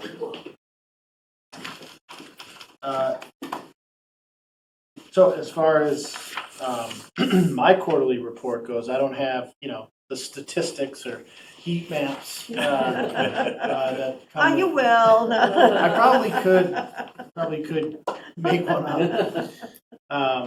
But I will say, over the first 3 months, it's been extremely enjoyable, extremely welcoming. I've spent a lot of time, meeting with residents, stakeholders, staff, volunteers.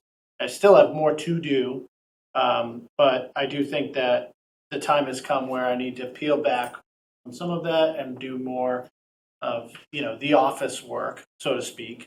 Right now, I find myself trying to catch up on that office work because I'm in, some days it's back-to-back meeting. But it's been, I can't say enough how welcoming everyone has been, and willing to help and work with. But in the first 3 months, we experienced the Republican union strike. Republic, not Republican. Public union strike.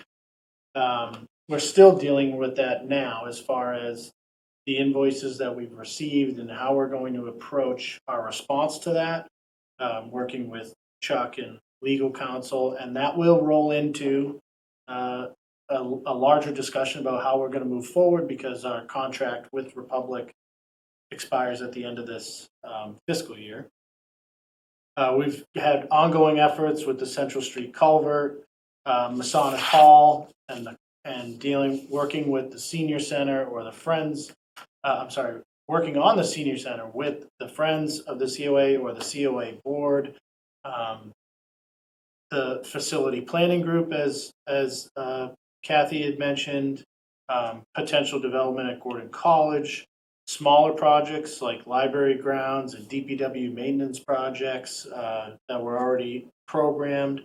A lot of personnel tasks, some including trainings, some dealing with the reorg that was voted on prior to me arriving. I've made my first hire with our new land use clerk, Kendall. She will be starting on the 14th next week, so that's very exciting. I was hoping to say that the COA director position was posted at this meeting. It has not been posted yet, but it should be posted this week. I'll have to explain that to the seniors. I know. They asked me about that today. I know.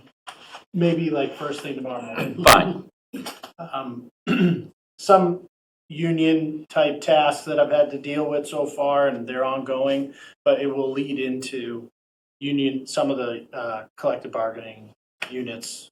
Their contracts are up at the end of this fiscal year, so we'll be getting into negotiations as well. Health insurance is going to be a large topic associated with that. Attending multiple public events, assisted with the planning for a potential special town meeting, which ultimately didn't occur. And then, this harbor master issue has taken up a lot of my time in the last, 2 or 3 weeks.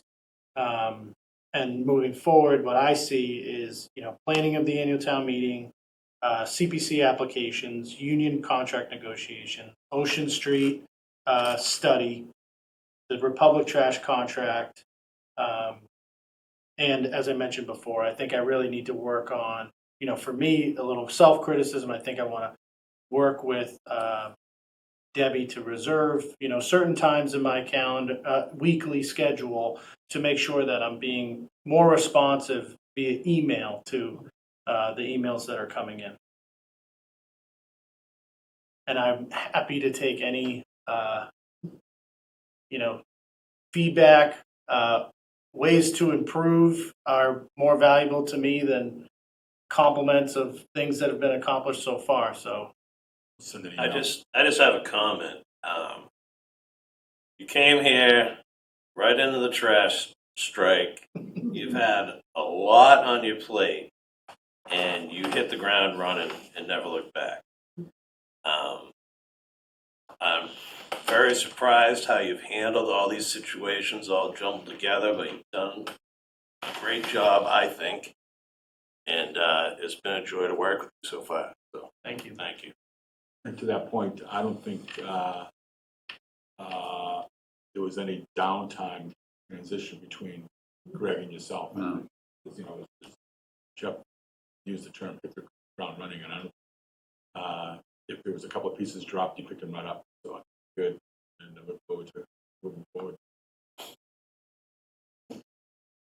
Yeah, no, I 100% agree. You hit the ground running, doing a fantastic job. As we talked about last week, I don't know what day it is, last week. My only concern is that you're doing too much, right? So it's, when you were in the hunt, you were jack of all trades. We talked about that, when you first came on board, and you are more than ready to scale up. And but you listen so well. That's your superpower. You really listen very well. And I encourage you to teach your team to do what you do. Right? I was very happy to see that you had that, staff-wide training. Sometimes it doesn't even matter what the subject is, right? You just getting them together to feel like a team and all be on the same page, right?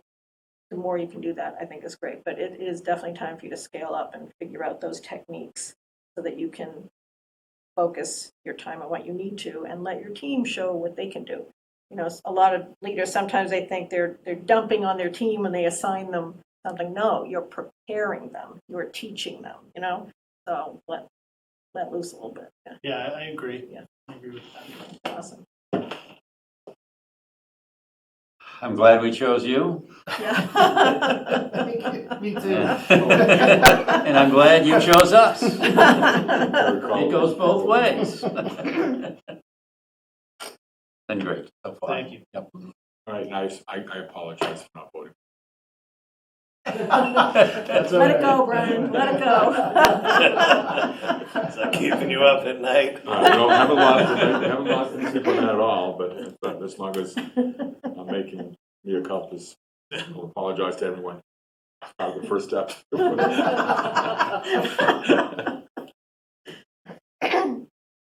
I told you privately that I think you walk on water.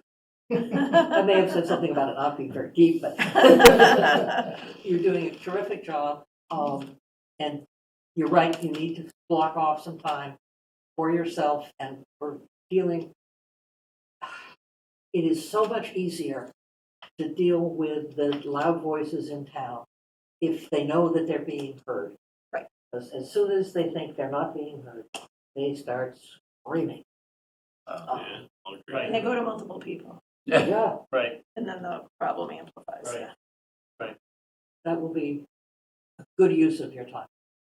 Yeah, I agree. I've been able to accomplish, some of that, but not to the level where it needs to be. So I just got to reserve time for that, make sure that communication is staying at the level it's supposed to Part of that is working with your directs, even having a conversation with them about what do they expect? What's expected? Or have we shared with the residents expectations? For example, if you send me an email and it's not time sensitive, I'll get back to you in 3 days or a week, whatever, right? In my old company, we used to have, my peers and I, we had a rule we all agreed to. If, obviously this CEO or your boss, send you something, you jump, right? But if it's a peer, we respond within 48 hours. So we had our own rules so that expectations were set. Because a lot of times people think email is going to get an immediate response, and it's not. It was never designed for that. It was designed to broadcast communication. So just talking with your team even about the rules of engagement, because if you have a certain set of rules or timeframes, you want to get back to residents within a week or whatever it is, if your team members have similar rules, or at least you all know what the rules are, it can help, I think, a little bit too. Yeah. I will say I found, some of the constituent services end, residents reaching out because of an issue. The opportunities that I've had to meet with them face to face or pick up the phone and talk to them about the issue has proven, as I expected, to be way more impactful. And it's just a matter of organizing your time to make sure you can accomplish that. But even, I'll give the example of Landmark School. Our ability as a team to respond to that effectively, quickly, and have an instant impact the next day after it was brought up here was extremely impressive. That was very So- nice. And that goes to the team. That's all about the team. So, and honestly, a lot of the if you want to call success that I've had in the 3 months that I've been here, is due to the staff that we have here and my ability to go to them and say, I got this thing that just came across my computer. What's the history on this? Can you just shoot me an email real quick on that so I can maybe give an answer on it? Or can we think about doing it a little bit differently? And everybody has responded to that exactly how you would want. So a lot of the credit, goes to the support staff, the staff that is supporting me. So thank you. Our next item is the Board of Registrars appointment. You've certainly given us plenty of information on that. Yeah, so the process to fill a vacancy is laid out by statute. So as soon as we were identified or notified that there was a vacancy, we send a letter to the chair of the Republican Town Committee and the Democratic Town Committee and request that they submit nominations to us within a 45-day period. Republican Town Committee submitted a nomination to us, Mr. Byron Wynn, within the 45-day period. The Democratic Town Committee their nominations came in after the 45-day period. And for that reason, I believe that the action here would be for us to appoint Byron Wynn for the 3-year term. And the statute does talk about that term length. It's a 3-year term that goes for our bylaws says July 1st to June 30th. So this is kind of a backdated appointment, but that's because of the term stipulated by the bylaw. Motion. Mm-hmm. Move the select board appoint Byron Wynn to the Board of Registers for a term to expire on June 30th, 2028. Second. Jeff? Yes. Brian? Brian. Yeah, thank you. Yes. I can see that part usually. Yes. Kathy, yes. Ann, yes. John, yes. Excellent. Okay, liaison updates. Let's see, relatively quiet month here, or a couple of weeks. DPW, Beach Street's going, and in fact, that was one of the issues that Tony wrestled with because there was some comment from some local citizens, as you're probably aware. But he sat down with them, and I think all is fine. And Mill Street is teed up to go, and there's already some comments on that as well. We're all aware, but that should happen within the next couple of weeks. Council on Aging, seniors seem to be, just the usual stuff. I will say that we're making a van available for the Manchester Club. It's coming Thursday. So that people who need a van ride for any number, any reason, and we're not judging any of that in Manchester, they will pick it up. And Jack, who is one of the regular drivers, in fact, I think he may even be a member of the Manchester Club. I don't know. No, he's actually had this long conversation. I don't know. No, he threw out his tickets a long time ago. Okay. And he's trying to get back in. Was that right? Well, I think so also, if that works, I would really like to expand that to also Legion dinner as well. this is the plan because that's an off-hour time. That's 6 to 8. Right. Vans were never running 6 to 8, but this is what we're trying to do, trying to get the local vans to work in different hours because CADA can work 9 to 3. So we'll see how that goes. And As we just keep in mind, as we expand that opportunity, we do have to use a town driver to Yeah. drive the van, and we do pay them an hourly rate. So as we expand those hours, we'll have a financial impact. so we'll see how that goes, but we really want to trade off the hours. And well, that's a conversation. Right, that could be a way to do That's it. the angle. That's the angle to do because CADA would be covering those at other time slot anyway. And nothing. The Historic District Commission meets Thursday. I know that things are changing a little bit at Cargo. We'll just see they've got another design now. I think the economics weren't working for the first one. Now that I hear they want to do 3 buildings, so they may be on the agenda. We'll see what happens. And nothing on the line.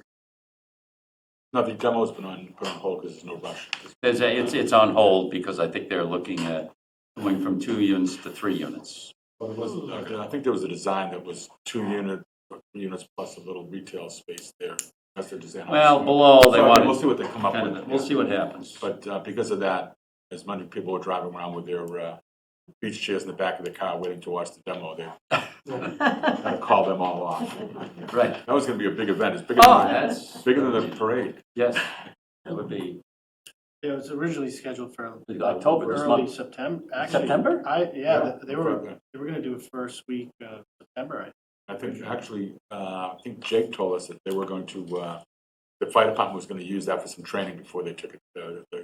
Good idea. Yeah. Excellent. So, and talking with Adam, there's no rush at this point. No. Yeah, Adam's your source? Yeah, good source.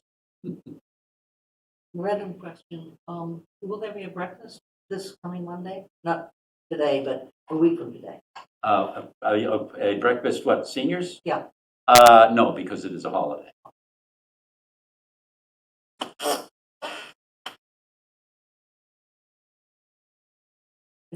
That's it for me. Oh, me? So on Bike and Ped, they were mentioning, I guess there's a safe and accessible streets policy that is dated 2016. They're going to, it's frequently referenced in grant applications. So they were considering taking a review of it since it's so old and making recommendations, Tony, to you or to Chuck on any refinements. I'm not sure quite who owns responsibility for that policy. Is it, what's safe and? It's safe and accessible streets policy. So yeah, apparently it's important because it is referenced when we apply for grants. So Sue might be aware of it. I just wanted to mention that.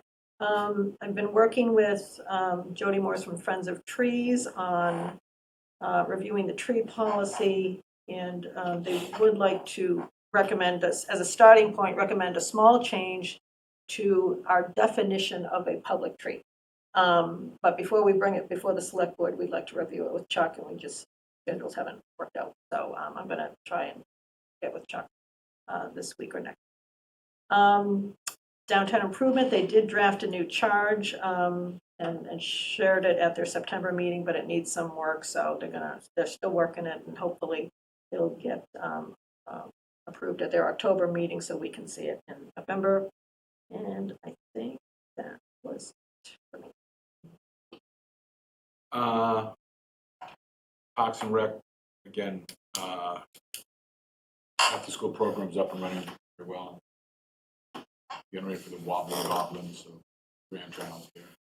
What day is it? I believe it's the Saturday, usually the Saturday before Halloween. You've seen the consent agenda where they did raise the rate for both the Charter House and Beach Park, I believe it is. And again, October 16th is when you want to get in here. That's usually a fun time to come here, see the people, now you know who's getting married. Trying to get the dates they want for the Charter House. And everything else is status quo. I really don't have anything. Okay. We should have something next time we meet. With the Board of Health, and they voted to extend for another 30 days, the hold off for another 30 days going to court with the Desmond Avenue into receivership. There is progress being made, and the attorney who handles the housing issues said that while there's progress being made, the judge is unlikely to recommend a receivership. See what happens next. I don't know what will come of it, but Mrs. Gates has announced that she is the only person responsible, and I think at their second meeting in October, they will have an opportunity to talk with her son and their lawyer to see whether there is in fact consensus that she will be the sole one. School committee meeting, know a great deal more about actual learning. Jen will spare you. I'm sure you know a lot about this, Jen. Yeah. More than I want to know, but yeah.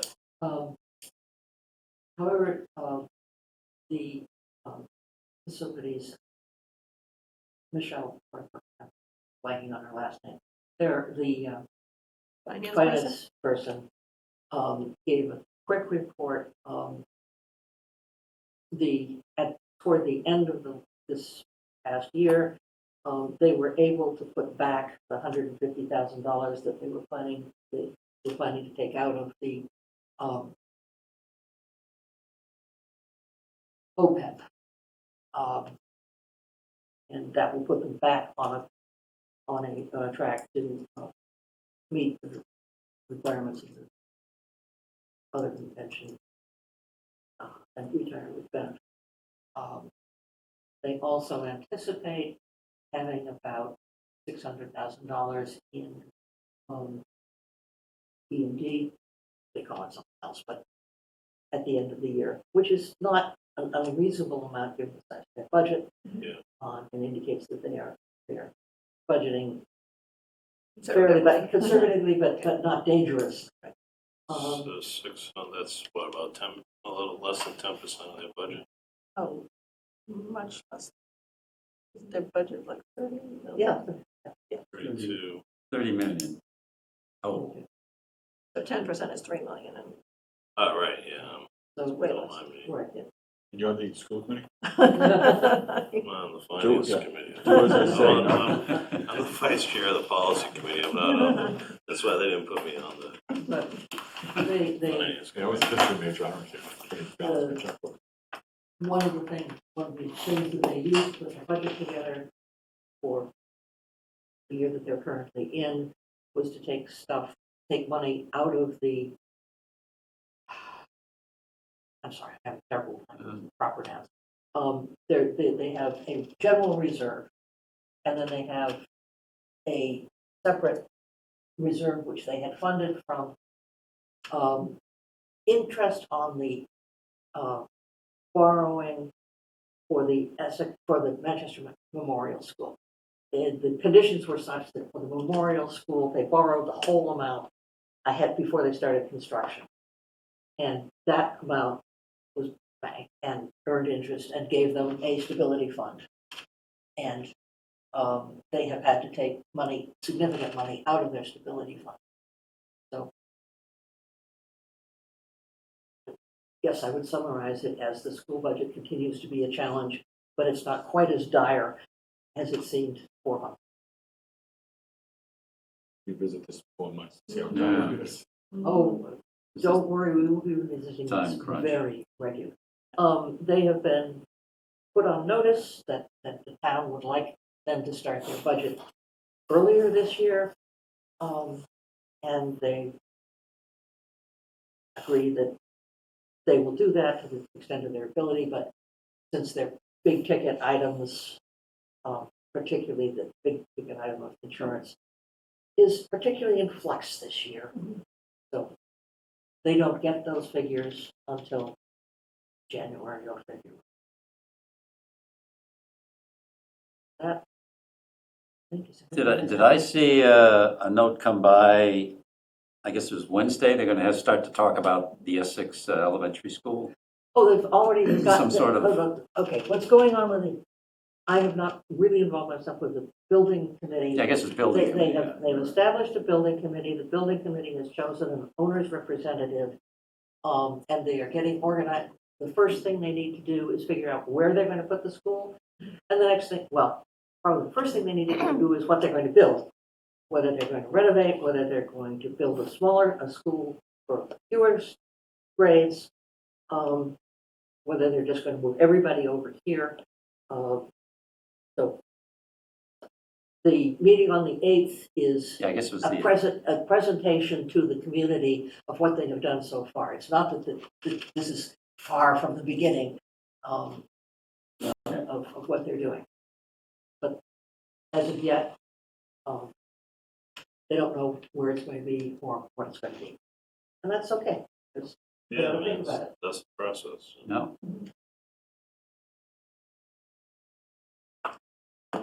Okay. The consent agenda. Is there anything that we need to take out of it? I was wondering if we could take out just have a separate discussion quickly on the parking increase. Seems like a little bit of a one-off, and I'm not sure why it's not part of just the normal budgeting process.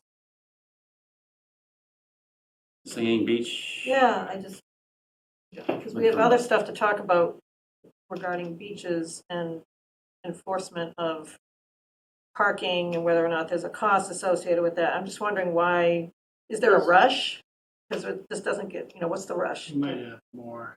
What's the rush to implement a $5 increase right now? 30 to I think 35, because they had what's to, They had the lottery, right? for parking in the parking lot.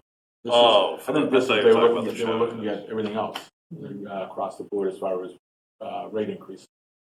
Parking, the charter house, and, so that's what, that was the discussion. I think it's always come across by the time of year.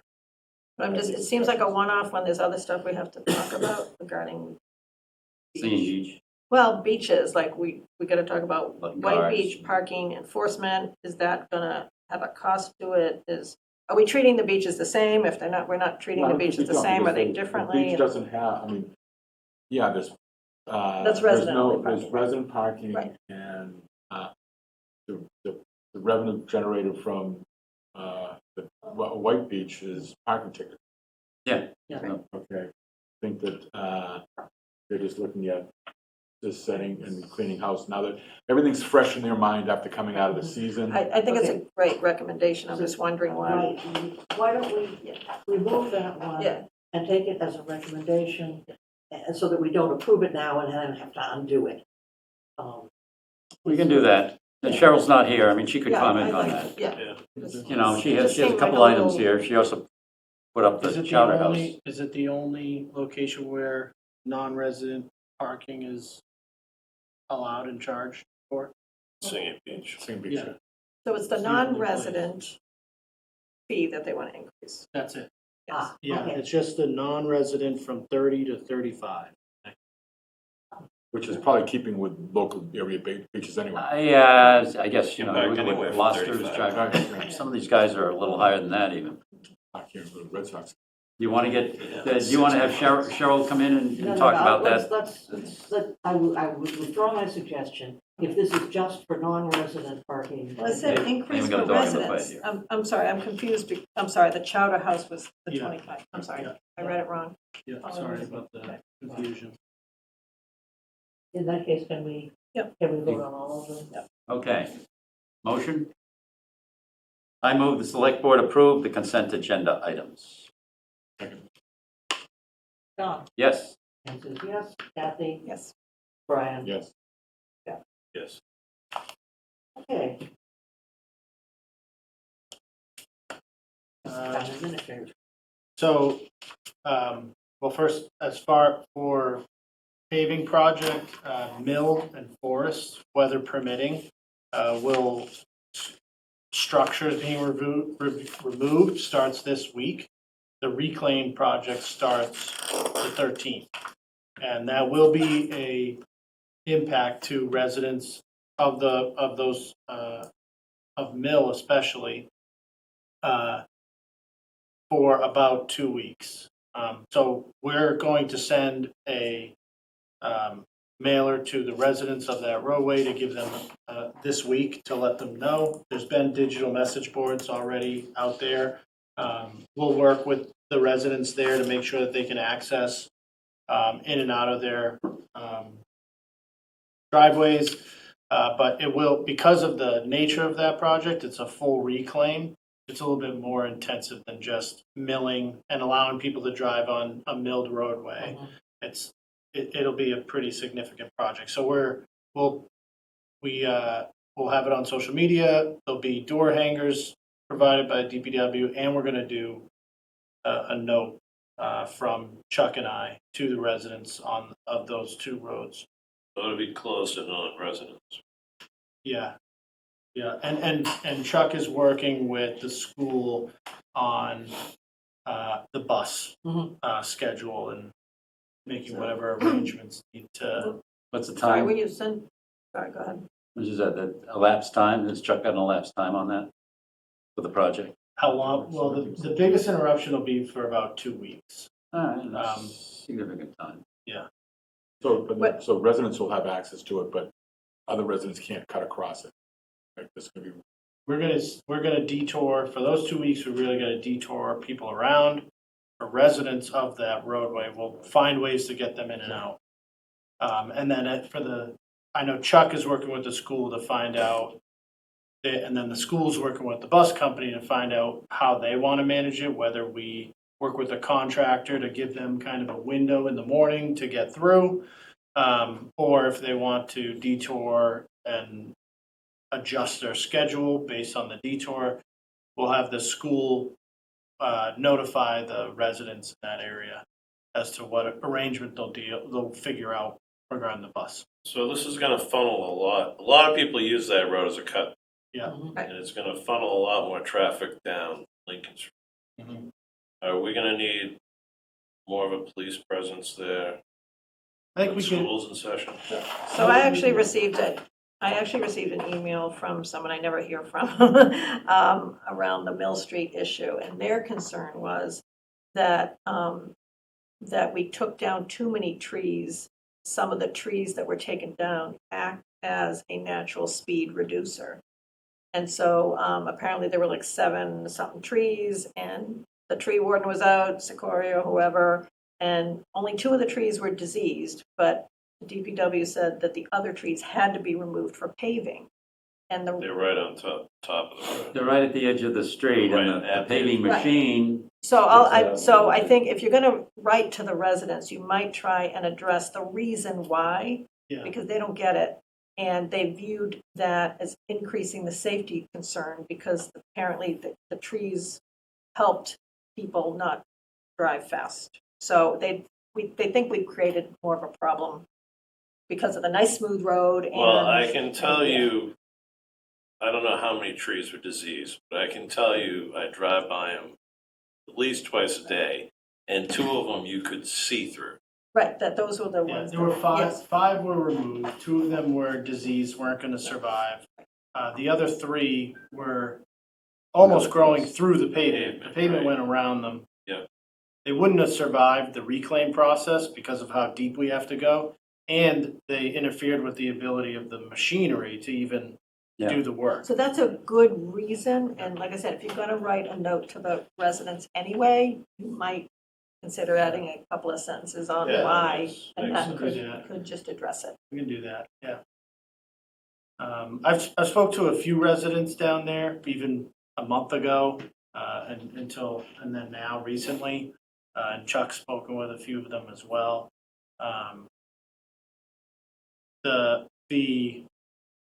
The hard part about that roadway is speed, putting traffic calming measures in place that don't interfere with the scenic characteristic of the road.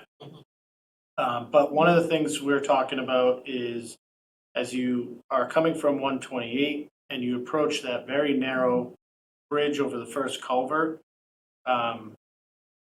potentially as you approach that, some rumble type strips that they're not bumps, they're actually indents that just rumble you like on the side of a highway. Just to kind of like remind you, you're coming to a tight area. We don't want to do a ton of signage because of the scenic element. So we're thinking of all that stuff, and I'll try to find a way to let the residents know. In the backup, I gave you an update on all things related to COA. I won't read through the whole element of it. I did have a conversation with town council on Friday about condo docks. We have received comments from the Masons. Our council's reviewing that. Next step is to arrange a meeting with both parties to kind of work through a lot of those items so that we can bring that to close. And then we did receive an updated site plan from the architect. I've sent that over to the Masons. That was an element that needed to be included in the docs. We've shown that to the Friends. We're scheduling a meeting for the 15th with the Friends. So as they take a closer look at it, we can work with them on the interior layout of the potential future design.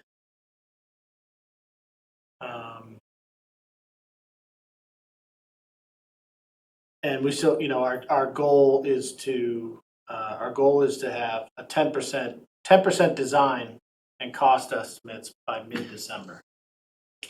I also spoke with legal counsel about the issue of it being registered land. They felt that there would be no issue as far as us condoizing on registered land. It may add some process as far as time goes to final closure, but once we make the agreement, once we sign the agreement, we're essentially reached our markets, just process after that point. Grants, we mentioned grants a little bit during that. Is the ongoing delay going to affect fundraising? Senior center. Yes and no. We've come up with ways to, or we've talked a lot about how can we start making steps towards the fundraising effort, even though we haven't completely closed yet. I think getting the the discussion about the interior layout of the design was a big piece of that, and getting that site plan updated, and getting the comments from the Masons on this latest draft was another key piece. So now that we've done those two things, I think we're in a position where the fundraising, well, not us, but the fundraising can start. But really, once the closing of the condo docs will really kickstart the full process.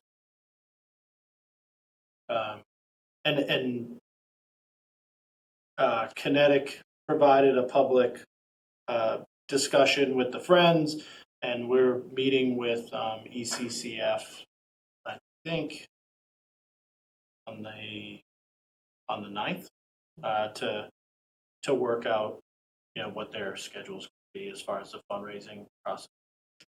That kinetic report goes up on the 8th. Yes. I see it. Yep. That'll be on the COA, Yep. somewhere on the COA page. So to grants, I put these on here as notification. I may put these on the agenda next meeting for an official vote to accept. I would just want to double check that that's a requirement. But it's the FEMA staffing and adequate fire and emergency response is $825,374. This is the 3-year matching grant that Chief McNeely spoke about regarding staffing. He also received a FEMA assistance grant for $260,000 with a town match of only $13,000. And this is for new SCBAs, which have to be replaced because they meet a end-of-life expiration date. And we also received a Rural Development Fund one-stop grant of $110,000 that the town applied for reviewing the general zoning district, including the downtown area, looking at opportunities for additional housing, climate resilience, enhancing commercial viability of the downtown corridor, to hire a consultant to help with that, and also look at some streetscape design plans, conceptual streetscape design. Landmark school parking, we talked about that. It was effective immediately. We saw a positive impact. I do think that now that the pickup drivers have kind of become accustomed to the new setup, we can probably remove the temporary signs from Highland Ave. And if it somehow has a reverse impact, we'll just put them back out again. You know where those cars are going? Yeah, I'm curious. I heard it's closer to the Beverly line, but I'm not positive. I've seen some cars lined up on the Beverly side, Mhm. but not nearly the number that used to be on ours. They may have adjusted their pickup times or some sort of arrangement within their property. So they've evaporated. I don't know. They're not causing us problems Yeah. anymore. Let's not break it to That's all we jail. care about. At the last select board meeting, we heard about a housing authority open seat. We've only received one candidate, and that person has withdrawn their name. So I've reached out to a few folks at the Affordable Housing Trust and on the planning board to see if they know anyone that might be interested in joining. But we haven't gotten any real interest yet. So Tiffany's continuing to post it. I made a suggestion of adding more detail as to what the position entails or as far as its responsibility and its workload. And then also maybe putting a deadline as to, please submit your Right. letter of interest by X date. We have there's many other open seats, but that one I wanted to bring up because it did come up at the last meeting. I mentioned the land use clerk and the COA job posting. Town administrator goals, my goal was to get those to you by tonight, but, a lot of other things got. Failed miserably. Without goals, you can't fail, right? And then on the facilities planning committee, we got a CDM Smith, the contractor for Lincoln Street Well, gave us an update on that proposed project. That was a great discussion that we had. And then we went and visited Newburyport's. Taj Mahal, Harbor Master. Harbor Master facility. Really? It was great to I'd see. like to live there as my house.